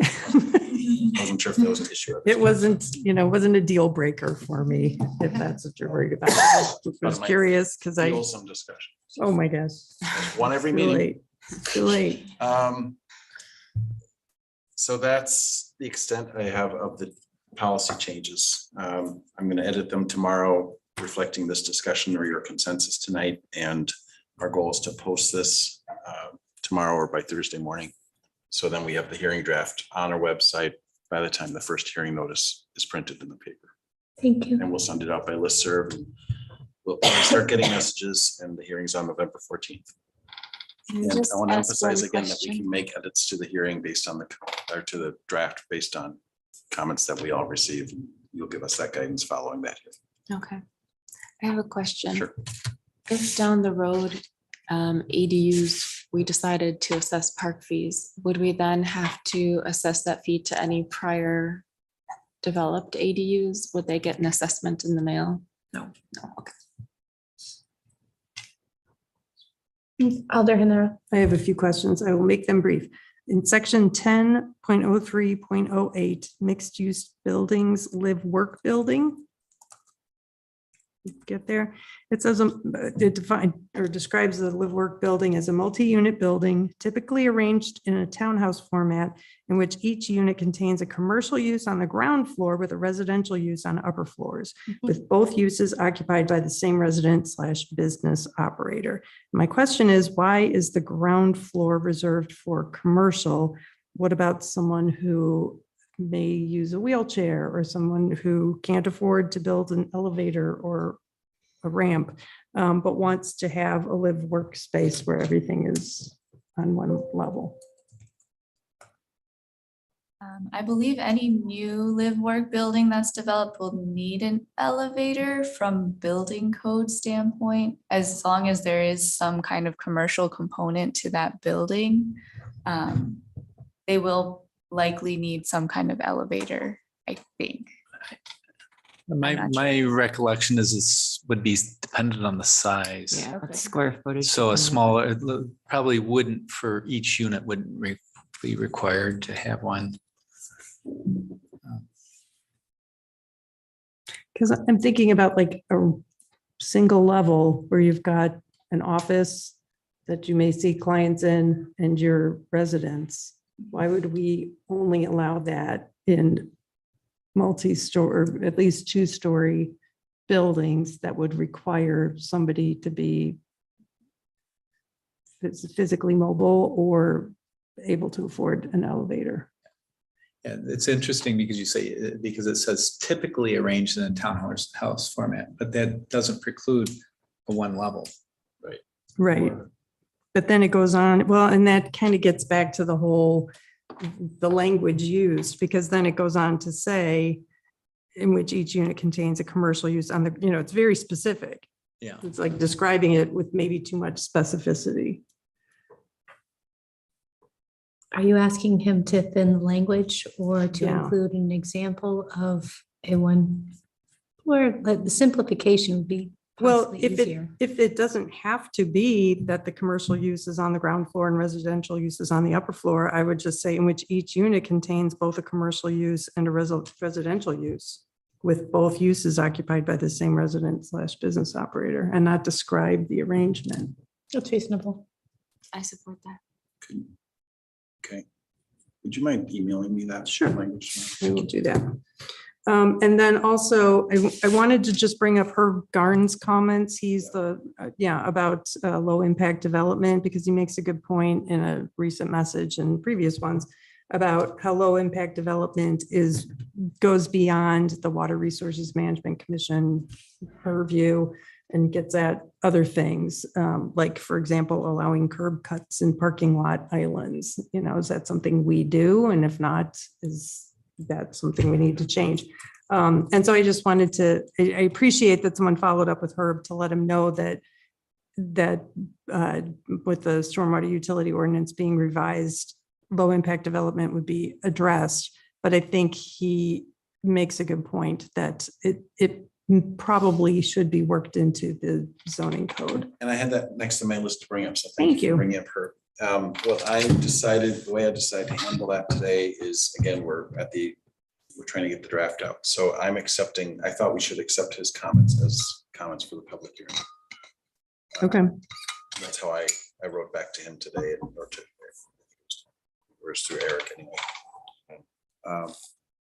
Because we just have to, there's a limit to how much more I can edit before we get the Sure. draft published. Well, I particularly liked Herb's reference to maximizing non-directly connected impervious areas as a way to reduce stormwater runoff and put native green areas between them. So, all right. Turning to, thank you all for your feedback there and discussion. Turning to the zoning map on page 5 of my memo, we have updated the map on our website, so that hopefully you've had a chance to look at it. Obviously, we had the discussion of the soccer field parcel today. We don't have to revisit that right now, except for we do need to discuss how we're going to show that on the zoning map. So that, I don't know how you want to handle that, but. But that's a future. Oh, no, it's not. Well, we're releasing, we have to release the zoning map as well. And what we're showing now is this concept of mixed use avenue and multifamily. Is that low, I think? So that's what, Isn't mean, that that's what consistent with the Amendment action that you 2? just took. What's that? Yeah, that's what Amendment 2 was. Yeah, right? It well, matches. the only thing in fairness, as Abby pointed out, the established neighborhood portion could be one of 6, could translate to one of 6. So this is showing, suggesting multifamily low. It could, yeah, Daphne just highlighted it. So, Thank you. Daphne. and we of course have to create that legal description. There was a suggestion made, but not part of the motion to adjust that north-south boundary, but you know, this is all just for the purpose of getting input at the public hearing at this point. How would you like this parcel to be shown? Specifically the brown area, I guess I would say. Thank you for clarifying. Yeah. I would think that the single-family residential high density could carry over across Middleton Beach Road. Because that would allow minimum lot area is 3,000 square feet. I was wondering if I may, if you don't mind my Go ahead. suggestion, because of the concerns about impervious area. If there's a desire to not have multifamily there, and I've heard discussion from several commissioners here about having more of a buffer. You know, the low density or medium would have a lower impervious surface maximum than the high density does. It's a difference of 50, 60 versus 70%. Not mistaken. Yep, I got it right here. Yeah. So that might be a way to address some of the concern that you heard tonight. I mean, I'm sure it's not going to make everyone happy, but it might be a way to address that. Recognizing the other point that Gretchen made, that it's easier to go up than it is to go down. Meaning to zone, to allow something to, it's better to it's not as easy to go to down zone than it is to up zone. So I would consider the low density single family to be the lowest, and then that might be an opportunity there to make that low, you know, SRL or SRM. But that's up to you, obviously.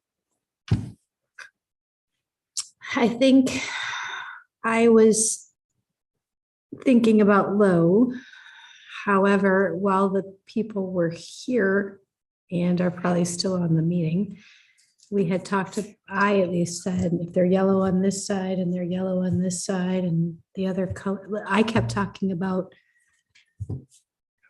matching Middleton Beach Road. So that would be the single family medium, it looks like. It's high. I think it's high. I think it is. I think it's high. Yeah, it's high. That's high? Yeah. That's high. Oh, right, because our lots are tiny. Right. Mhm. Okay, then yeah, it has to match the high because they were here while we talked about it and I feel compelled having talked about it. So I will support the high.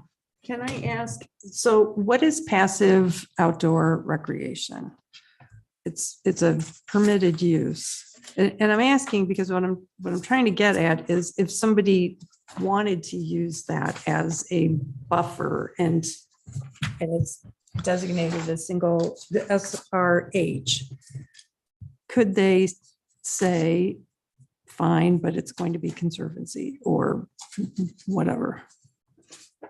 This is where I get tripped up by the idea of dividing the lot. I mean, I think it's the right thing to do, but would conservancy land be permitted in single-family residential, high-density zoning district. Would that I have it right. follow the idea that it's easier to, So it's defined in their land use section as passive recreational activities such as arboretums, natural areas, wildlife areas, hiking trails, bike trails, cross-country ski trails, horse trails, picnic areas, botanical gardens, etc. Stormwater management. that's all I Sure. keep thinking. That's what it's gonna be. That's what I would like. That would be really nice for them. And the other option is just to leave it the way it is and have the have the council take it up. That's the other way you could handle this too. Well, So the other option is to leave it as it's shown here until such time that the council makes the ultimate decision on the flu map. oh, that's a better way to Let's do, describe it. yeah. Because we don't know Yeah. how the council will act on the flu map. And once we know that, then it narrows in on the options here and provides more guidance to decide how to change the zoning. I'm confused what we're discussing now because we just sent forward a flu map that you just said should be residential on what was the yellow strip and is now the brown strip. And now you're saying you want it to be undeveloped, but you just sent it forward to be developed. Well, No, council, and I think with- inevitably, I would like it if we get the density, because I keep thinking of Middleton Shores where they went up, not 7 stories. I'm not trying to freak out anybody, but not do 3 like the Kestrel, which took up so much of the space, and then put density behind it. Ideally, I would love for some development on the front end and then some green space on the back for stormwater. However, the flu map we sent up that we voted on is pink on the left and yellow on the right. And I'm sorry Mhm. that I don't know my yellows. It turns out I need more coffee.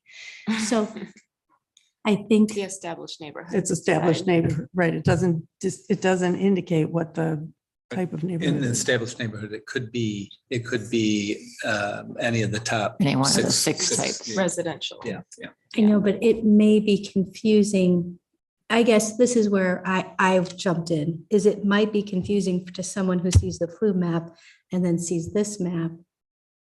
I think what Eddie is saying is council will now take up the comp plan, and if there's going to be a change to the flu map, council will make that change. or they Right, no, I won't. understand that process, but the intention of the flu map is to guide the development. Right. And then the zoning enforces that Right. intention, and the intention on the flu map that we just put forward is that that's developed as residential in one of these top 6 zones. So what zone are you saying is appropriate? You're saying not residential at all, undeveloped. So that's Well, inconsistent with what we just put I forward. love that you bring that up because I would love to spend 2 more hours on this subject. However, I started off that conversation, and you can rewatch the video minutes as I learned from stormwater management folks who love to tell me I should watch the minutes. And that was the first thing I said. But I'm not going to talk for another 2 hours. I'm just asking that we consider to have it match the flu map, so it's not confusing. That's all I'm asking. And these zoning classifications that are shown here, this is exactly like we've been showing it since we changed it in the flu map draft. These are consistent with the recommendation that the Plan Commission made. What I would recommend is you just leave them as is for now, because this zoning ordinance is not going to be approved until after the flu map change is approved by the council, because we need that anyway for consistency. That gives us a couple of things. One, we're going to have more information from the council. We're going to know for sure what the flu map is going to show, which helps narrow the discussion on the zoning.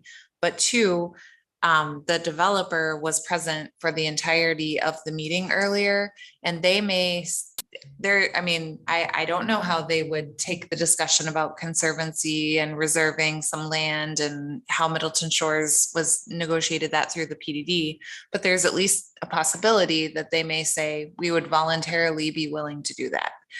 I don't know if that will happen, but if they were to reach out and say that, then that could change the discussion. So I would just recommend that you show it as we have been showing it until such time that we know more about the flu map. Oh. Approval. And that's what we talked about for 2 hours, is that I was we are present. willing to I was be present. all cemented up.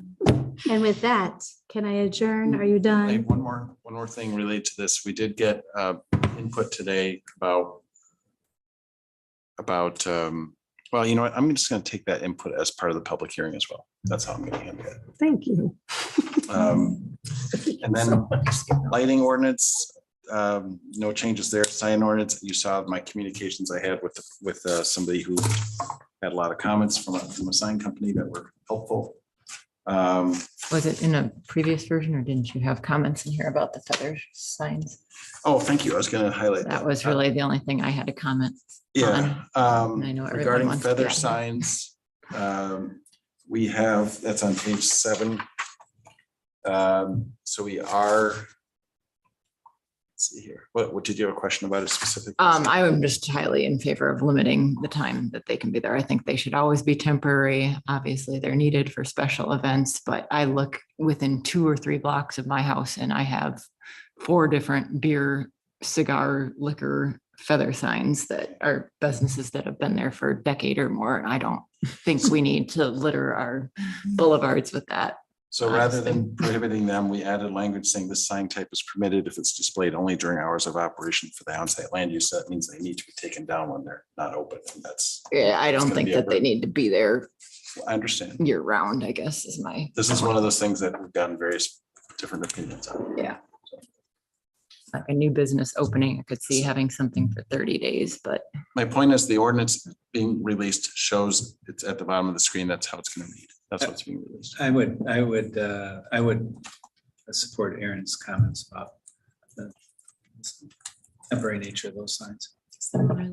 Meaning you support not allowing them at all. Is what you're. No, temporary. Temporary. Oh, okay. Temporary, not just during business hours, but just, I would set a day limit on it, honestly. Any special events are going to be for a short time. Business opening makes sense to have it out there, but if it's during business hours, we could potentially have the entire university corridor. Is with there, other signs, right? so are you asking me to amend or change the ordinance to,